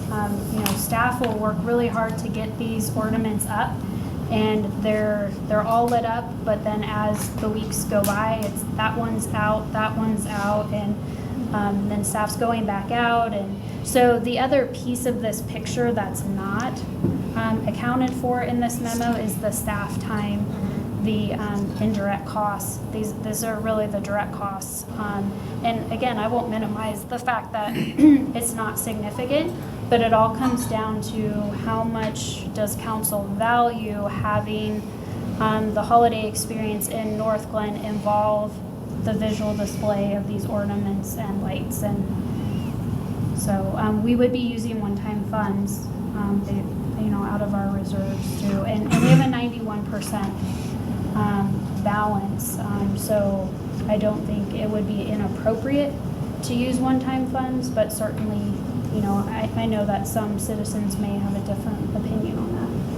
Well, and I'm just thinking about what other priorities do we have in our community as well? I mean, I know that there's money budgeted next year to repaint the pavilions, but those pavilions at the park are looking really rough. And like, what other areas, you know, could use a little love too? So maybe I stand alone on this.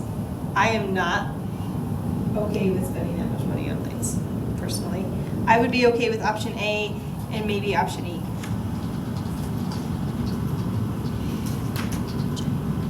Jenny? Thank you, Mr. Mayor. So I'm curious, Amanda, what's the life expectancy on a new LED ornament? That's a great question. We were talking about that a little bit this morning. Like I said, we have fixtures that have given us 30 years, which I think is a little unreasonable. I would say it's probably in the 15-year plus range. Those fixtures are, we could have, that being said, we can have some that they're placed up on the pole. We can have a bracket fail. That landing from the pole down, not that that happens very often, but if there's falling while they get put up, if they're damaged in some way, sometimes their life expectancy can become very short. They're stored in Connex boxes, so they get really hot throughout the year, and then we take them out of there and we put them in the harsh winter elements. So they are definitely exposed to a variety of elements. I do think the LED bulbs, switching to those LED fixtures, one, they're a lighter fixture, makes for some ease of storage, but they also aren't the glass bulbs that are breaking when they're put up against each other. That electrical connection then tends to stay a little more stable over time. We aren't seeing as much damage to those as we are to the older fixtures. One, because they're newer, but two, because of just the way they're made. And it's a smaller bulb, it sits back nicely. They stack better up against each other, so we're not seeing as much physical damage to them throughout the year while they're being stored. Okay. Basically what I'm hearing from you is that ours have passed their lifespan and that it's time to replace them. I'm a big favor of getting rid of our incandescent lights. I mean, we've phased out incandescent lights throughout our light poles throughout almost the entire city, I think, at this point. We're about to get rid of our incandescent lights at JC Baseball Park, I think, next year. I think that this is the next set of incandescent light bulbs that needs to find their way out of the city and be replaced by the LEDs, because frankly, when we just had a whole conversation about greenhouse gas emissions, and this is a huge energy source, frankly, a holiday energy suck. And so I think if we can be more conscious about that consumption, I would prefer to move towards LEDs. I've kind of wrestled with whether or not we should replace all of them or not, and I'm actually kind of leaning towards replacing all of them, because when we were doing the interview process for the vacancy committee, I kept hearing from folks just how much they wanted our city to look beautiful and how they wanted to feel excited about our city and feel like it was well maintained. And I feel like when we put up our older ornaments that are falling apart, I think that there's a perception that, you know, maybe we aren't moving forward. And so I think about, while we certainly have a lot of priorities throughout the city, I think that this is one way to make residents feel like we do care and that we are working towards beautification. I don't know that I'm on board for option D or E. And frankly, I like that, we've got the lighting throughout 104th and Community Center Drive and E.B. Raines Park. But I would really love to see a plan to add additional lighting in the future to reach 112th and that new station that's about to be opened. As well as up and down Huron Street, where we have the high school, and the southernmost part of the city doesn't always feel connected to the rest of the city. And this is a really easy way to help that connection happen. And so I'd love to see a plan in the future for how we're bringing on, 5, 10, 15 new lights every year. And then finally, just a note to encourage all of us to remember that not everybody celebrates Christmas. We have a lot of folks of a variety of different faiths. Some do not celebrate Christmas. And so I think it's important to remember that, you know, while the holiday season may be really important to some of us, it doesn't play as big of a role for other folks. And in particular, I'd really love to see us transition away from just putting up Christmas trees or just having you know, trees all over the place, because that doesn't necessarily translate to folks of a variety of different religions. So anyway, I'll just leave it at that. But I'm glad that we're having this conversation. Thank you. So am I hearing kind of? I'm good with C. Okay. Marcy? Since my last year to chime in as a council person on it, then I'll come back and mention it as a resident. I think I'm generally always disappointed in our lighting at the rec center. I think we can do better. We have an event around it. And it's always just bland, basic strands on trees. There's really nothing else there. So maybe you want to save that until the new rec center is done, but I just feel like we do an event, and we used to call it a lighting ceremony, and we flip the switch on 5 trees and a couple of strands. So I'd like to see more funds be put towards that. I probably am a little bit on board with option C and replacing all of them for the same feedback everybody else has already given.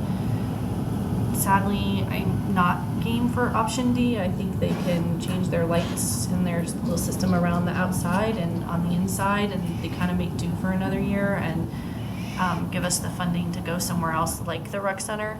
But I've also always kind of thought, you know, our neighbors do such a great job in doing things along the highway and in their entrance areas, whether that's here on or off of the highways. And we don't. We kind of just focus on 104th and Community Center Drive. So if some of us were more inclined to have approved the Justice Center, maybe moving some of those funds to doing some other areas. But I just really want to see something better done at the rec center. Is there something you have in mind? I don't know that I have anything per se in mind, but like some kind of a structure or, you know, figurines or something more that are like out the there. ornaments that are down on the just ground. yeah, like level. some. I mean, you were talking about putting something in the gardens and at the Justice Center. I mean, just something a little bit more than like. I mean, if you go, I'm not even asking us to go as far as the city of Westminster, but I mean, they do such a great job where you're like driving through it and it feels like an experience, and you kind of just walk up and there's just lights. And that's definitely, if that is one of those things at some point is the direction council would like to go to, we can certainly price that. It's just not, but it isn't in this price list. Little decorations, kind of, like, you know, add something a little bit more so it's not just. And I know staff does the best what they can with what they have.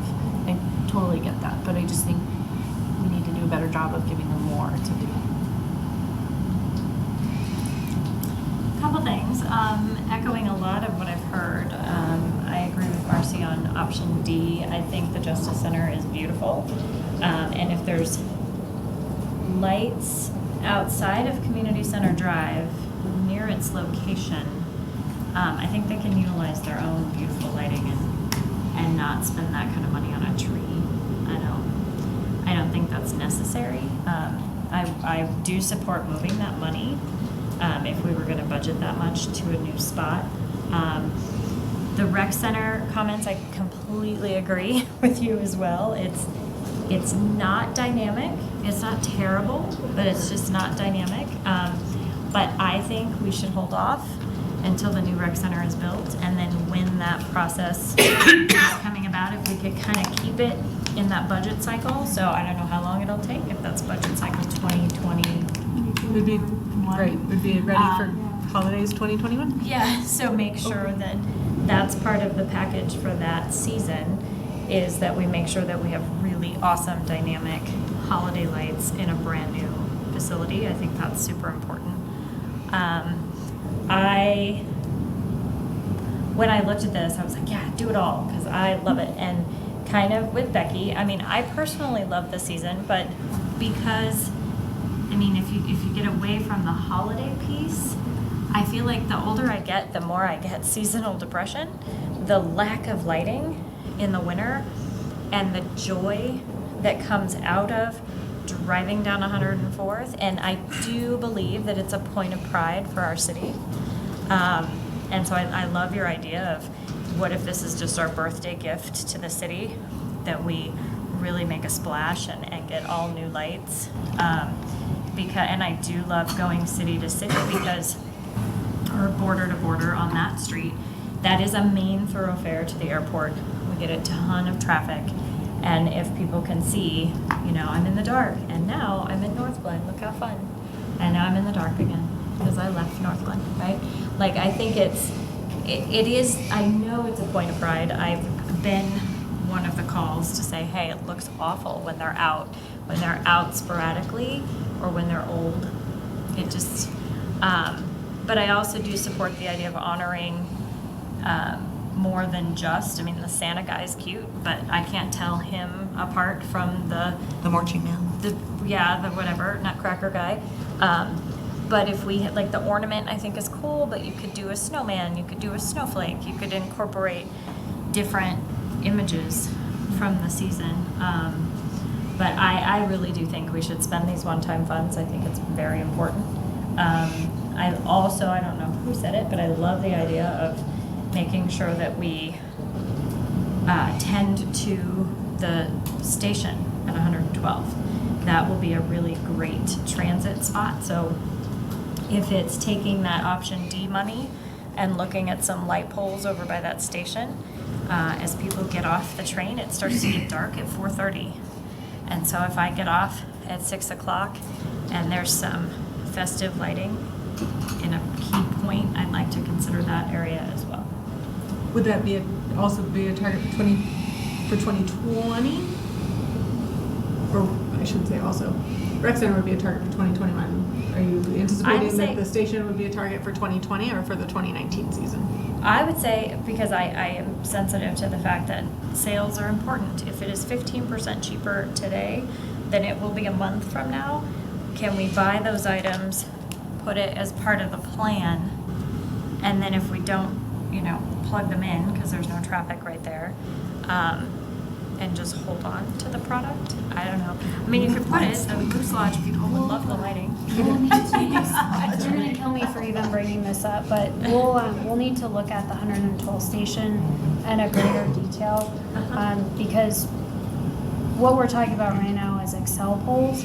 The station poles are RTD, so we'll need to talk with them about getting permission to utilize poles. I'm confident we can work through all of that.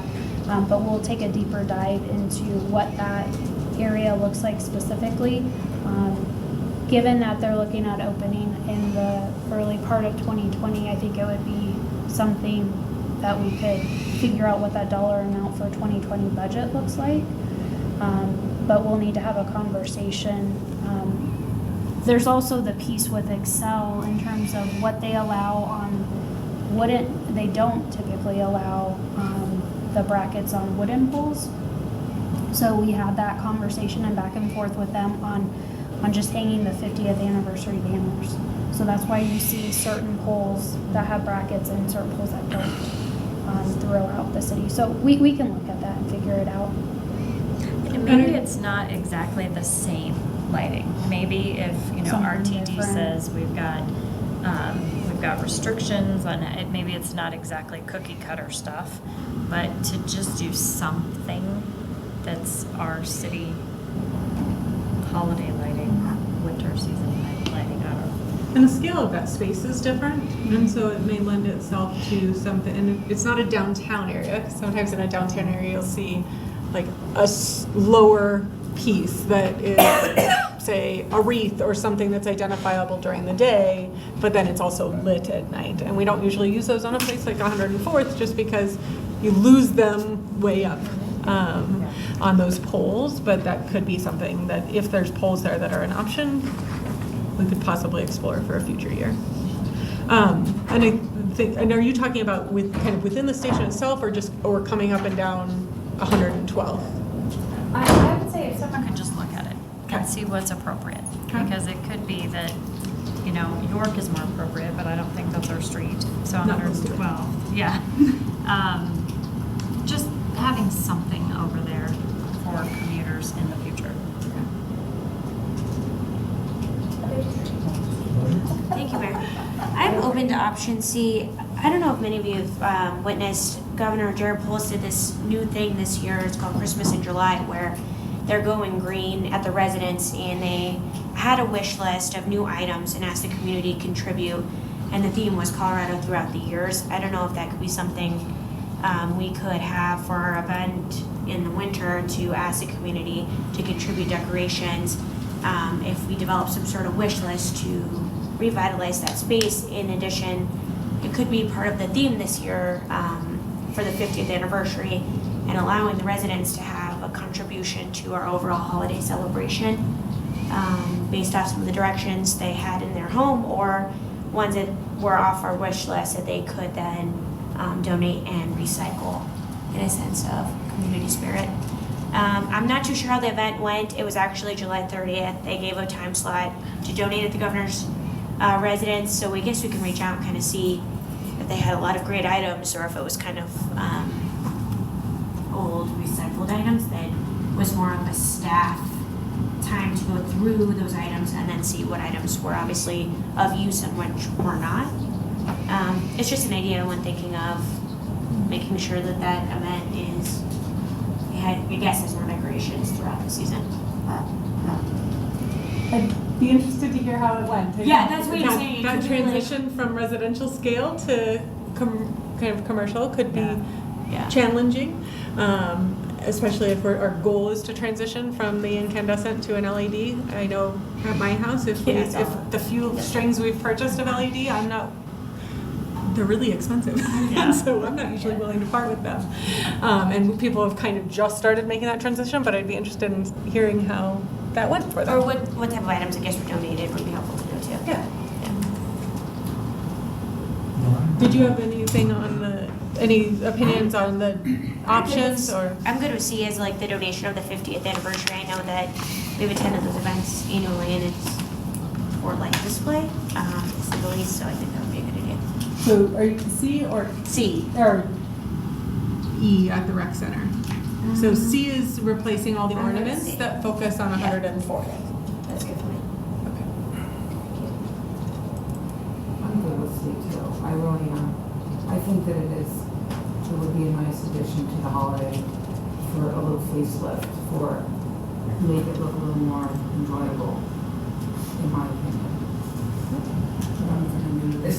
That's great, thank you. $87,000, sure. Okay, the Justice Center. I have no desire to invest any more money in the Justice Center. Currently, they have the ring that they can change from green to blue to red to white. I mean, program it. Why invest money in that? You know, so that's totally out for me. And I'm kind of like with Julie. I look at these numbers and I'm like, whoa. How do I justify spending $87,000 or $100,000 or whatever plan we come up with? I agree that the rec center could use a little dress up, but I wouldn't make any major investments in it because we're going to have a new rec center. We're spending $72 million on that. We should be able to get some Christmas lights to go with it. And certainly anything that we did at the rec center at this stage, with Should- holiday lights, that's buy a not lot- a, you it's can buy not a lot of holiday lights. set specific to the building, so it could certainly be transitioned to a new space. And I'm curious about expanding all the way to the end of the city limits, whether it's Steele or Marion or what, Steele, I guess it is. Foxtrot Parkway. Yeah, Foxtrot Parkway on the Okay, so east. Thornton is and- on the south side and we're on the north side. Are we splitting the cost here, or are we just dressing up our city, or are they dressing up? I think it'd only be our side. I know, that doesn't make sense. That doesn't extending that just makes no sense. And we threw that out there. Because that's like I two said, I know cities, that's not one city. We've heard some of that from our residents that say, but I live in Foxtrot and I come out and I don't have lights outside of my neighborhood, so. The other point Jenny made about Huron and other streets, I don't support putting them in any residential street. Huron is typically a residential street, like York and these others. If you look at Christmas lights in communities, they're usually around businesses, shopping centers, where people congregate, rec centers. Yeah, so I wouldn't support any residential lighting whatsoever. I'm kind of you don't have an A between B. I could probably live with B, but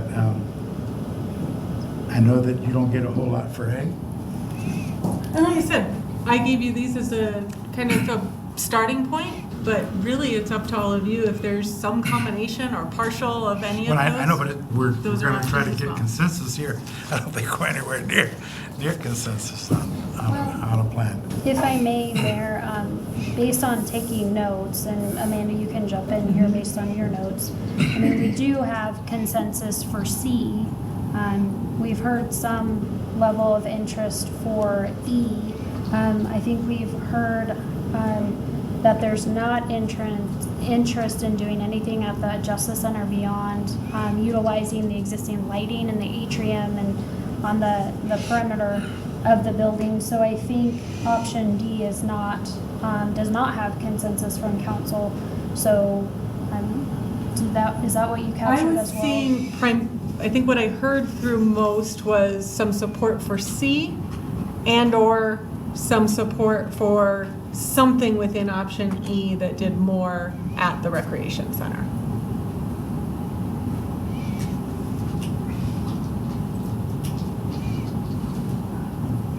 Start all over again. So I guess we're looking then for consensus for, is that what I heard? One at a time, C and then E. All right.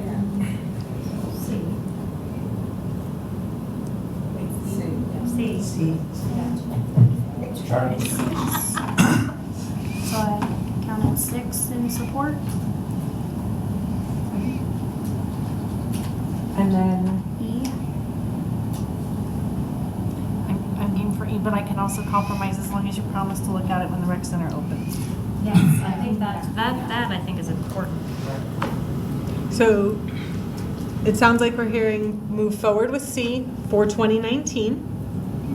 And then as we go through this process next year for 2021, potentially then bringing back another request that looks at expansion at the recreation center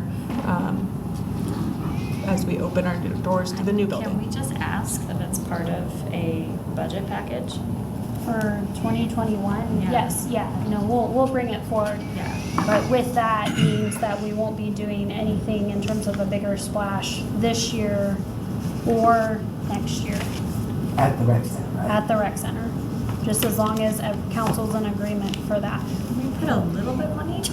I can bring over my extra inflatable snowman. and Takes them away from the 87,000. I have a suggestion, and I don't know that there will be any extra funds. So if we were to go with C and we put the $87,975 into the budget to expend this year, I can have staff go through, because we did an average cost, different fixtures are range in cost from 600 to 900. I think we used an average of 750. There may not be much left at the end of that, but I could suggest that if there's anything left at the end of that, that any remaining funds go into the display at the recreation center. I don't know that I could promise you a splash out of that, but we could enhance in some way, shape, or form if there's any dollars that remain. Are you gonna have the 3,000 that was already budgeted? To replace ornaments and strands, could you use that 3,000 to add something? We can use that, I mean, some it's of that, already in yes. the budget, right? Yes. Nice catch, Marcy. Yeah, do that. And make it all inflatables that come out in the front. I was about to say, and I wrote down the word style. I wasn't necessarily recommending inflatables. So I'm hearing that we're going to bring forward funding for C Staff will move forward with getting those ordered, and that any remaining funds plus the $3,000 that we have in the budget for replacement of bulbs that we won't need, because we'll have new fixtures, we'd put towards the recreation center. From a style perspective, right now, the newer LED fixtures are primarily a white wire frame with the colored lights. There's very little garland on them, which is beneficial because it doesn't block the lights. They're really easy to see and identify at night, but they aren't very identifiable during the day. It's definitely a nighttime lighting experience. They're pretty non-intrusive during the daytime hours. Is that style still okay with all of you as what we would move forward with for the new fixtures? Yes? Okay. Oh. I don't want to sound critical. I just, part of the thing that is not appealing to me as far as style goes is the strings of lights just hanging everywhere. Is there a way to be more intentional about where the lights are? Well, so these ones are just the ornaments. So these are just the ones on the light poles. So those are the snowflakes. Oh, I thought we were talking about the rec center. Sorry. Yes, I'm with you. Sorry. I jumped back to the style of the light I poles missed and it. Sorry. the large ornaments. Style of the light pole is fine. But So those are the wire wrap, or the white coated wire frames, just lights, minimal garland, visible primarily at night. Are they all going to be like Christmassy, or are they going to be like snowflakes? So right now we have some that are snowflakes. We have some that are kind of stars and stripes that we use throughout the year. Those ones we actually get to use a few times during the year. We've used them for walks and changed out bulbs so that they're different colors, so that they're not necessarily just Christmas or just winter. We've used them for July 4th and done red, white, and blue, and made those be a little more multi-seasonal. The snowflakes obviously are winter, but in theory could stay up a little longer than, I agree with you, as you drive down the road, it definitely changes that feeling in those cold, dreary days, and the holiday lights cheer things up a bit. But the other fixtures, what tends to be commonly available, we definitely haven't gone with anything with an overtly religious theme, although a lot of holiday symbols are clearly based from a religious, based on a religious symbol. But we have done the we have right now the ornaments. We have snowflakes, we have soldiers, we have bells, we have candles. Poinsettias. We have poinsettias, yes. Candles. So there's a range, but they definitely have a holiday theme to them, I would say, other than the snowflakes. I would just recommend, if we're going to be replacing all of these and we're getting something fresh, we shouldn't be using taxpayer dollars to promote a particular religion. And so I'd really, really like you to emphasize of not getting anything that's So for you, what does that mean? For me, because it could mean a candy cane for some people. A candy cane is a religious symbol. It is, yeah. For some, not at my house. Yeah, well, and right. Personally, for me, I'd like to stick it to more of like I like the snowflake idea. I like the stars. I like something that's maybe not even just celebrating the holiday, like the season, if you will. So would you see us transitioning almost fully to snowflakes, snowmen, stars?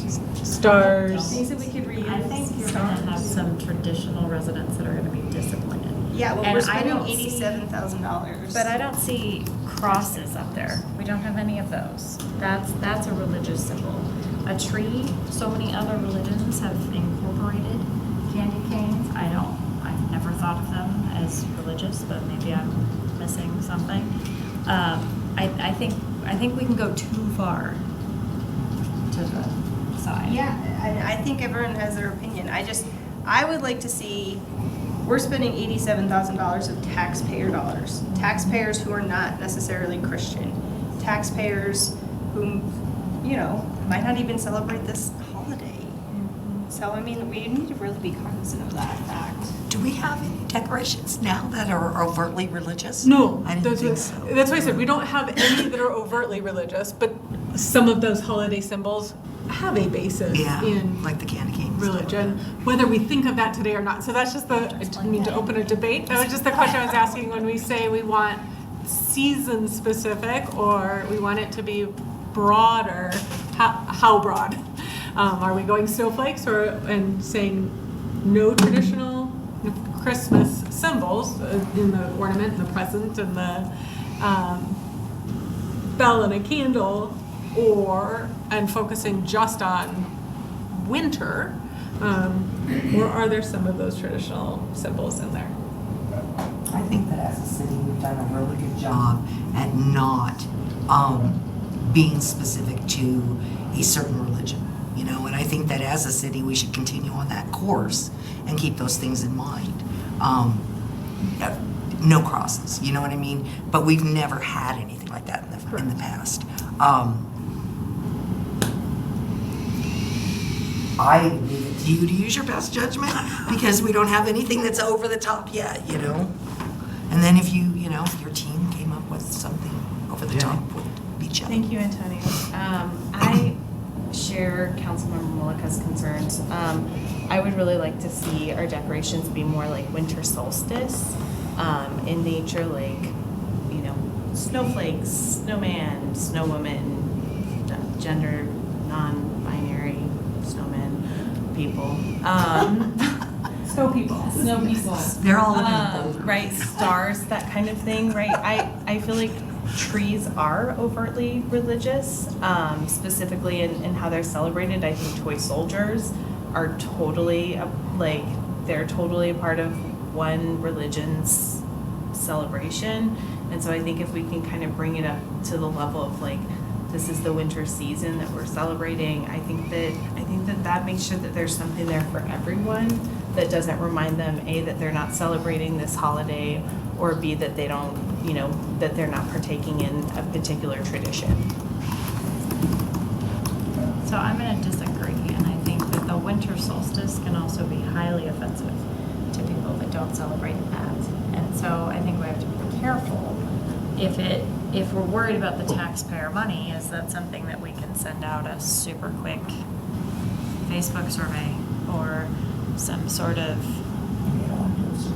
I mean, we might get the same responses we get from the street naming as far as, we could make decisions based on 90 people. But I think, I don't feel like what we've ever had up was offensive. It's never been raised to me that the previous images were offensive. I don't see them as overtly Christian or whatever other religion celebrates candy canes. I'm still stuck on that. I don't know what the candy cane's about. It goes on the the white is, I'm sorry. Oh, I'm like, I don't know. I believe it's the shepherds. No, the white represents Jesus and the red is his blood. Marcy? That's very good. No, go ahead. I'm frustrated. Your turn. Your turn. My turn. So I think strike a balance. Do things that are star and snow person and star whatever. I think you can strike a balance between it. But I think you're going to pluck some of the holiday tradition out, and you're going to definitely hear from residents. And I think that's why you can say we're trying to balance it between all of these. I mean, I'm not religious, but it's definitely my season of happiness. So that's how I term it. I don't consider it a religious holiday that I'm celebrating. It's this season to me. So everybody's going to interpret it different. But I think for maybe not the toy soldier, but I get it. Some people don't like a tree. I think it's that big a deal. It's like half of the residents, and you're spending all the budget, so divide it in half that want it and half that don't, and go seasonal. I certainly would not be in support of plugging every ounce of holiday out of it. No religion, period. No religion. So what does that mean to you? No Star of David, no baby Jesus, no Mary, no Joseph, no shepherds. So that's definitely not, I guess this, and I just wanted to open this conversation before I hit an order button on a really large expense and then I hear back, wait a minute. So I'd rather have this conversation now. These are taxpayer dollars, and we cannot be promoting any religion. So let me back up just a little bit. Right now, we have nothing that is overtly religious up at all, but we do have things that some people may interpret as having a religious basis. And I was just trying to get a feel for where that line is for all of you. If you wanted us to go, one end of the spectrum would be snowflakes, very much winter. Snowflakes, snow people, stars. The other end of the spectrum for me is what we have currently, which is toy soldiers and candy canes and trees, and that very clearly look like a Christmas tree, and gifts. There may be some angels in there on the old ones. I don't think they're on any of the new ones. Or is it some combination of those two? It's definitely not going past what we currently do and trying to be as inclusive as we can, but it does clearly have a Christmas theme versus a general holiday theme, if that makes sense.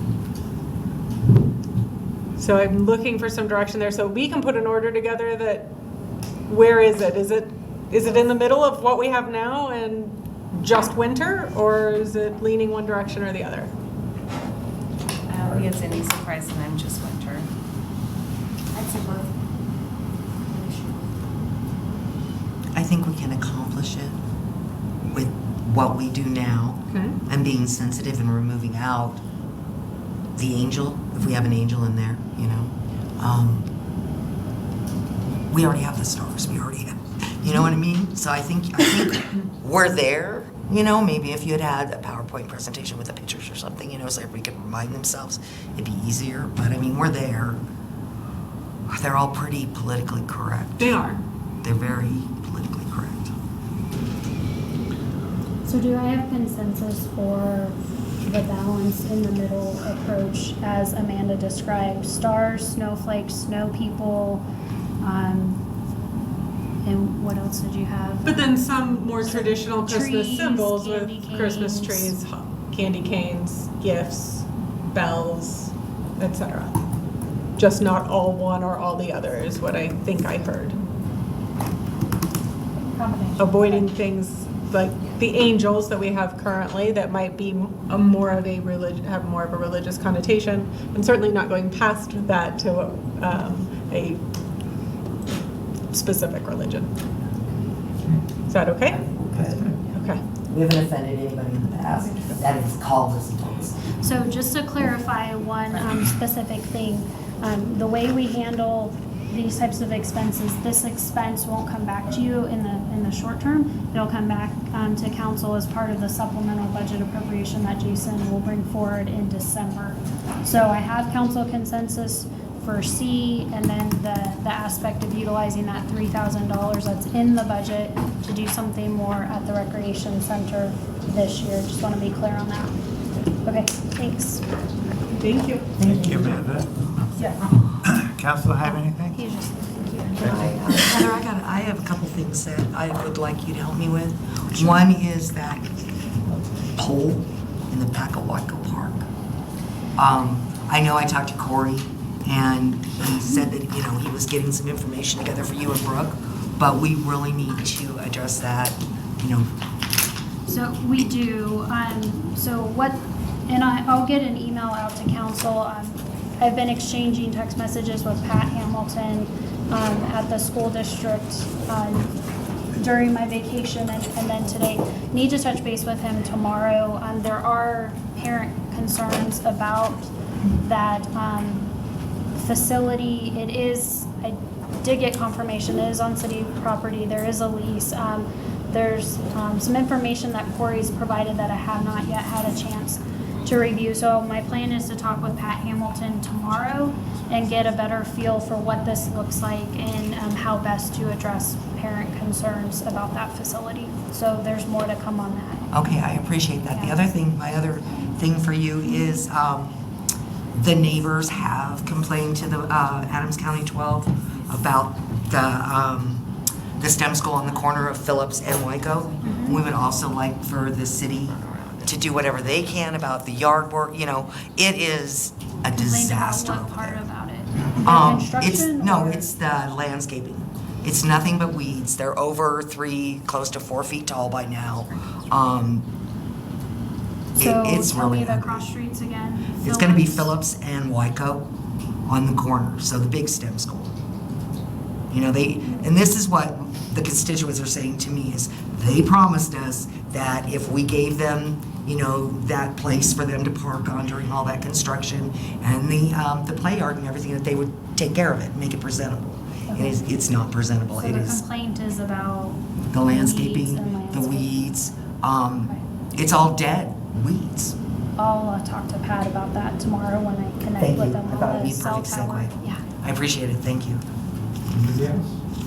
Do you have anything about? Other than just a reminder that tomorrow evening we're celebrating National Night Out with our police department. There's information on our website about the different parties that are being hosted in the different neighborhoods. I know many of you are planning to ride along with Chief, myself, and others. There's room. So in the city van that we're gonna take. So if you haven't reached out to Chief or I, please do that before tomorrow evening, and look forward to being out and about in the community and celebrating the event. Great. Okay, we're adjourned. Thank you very much. Thanks.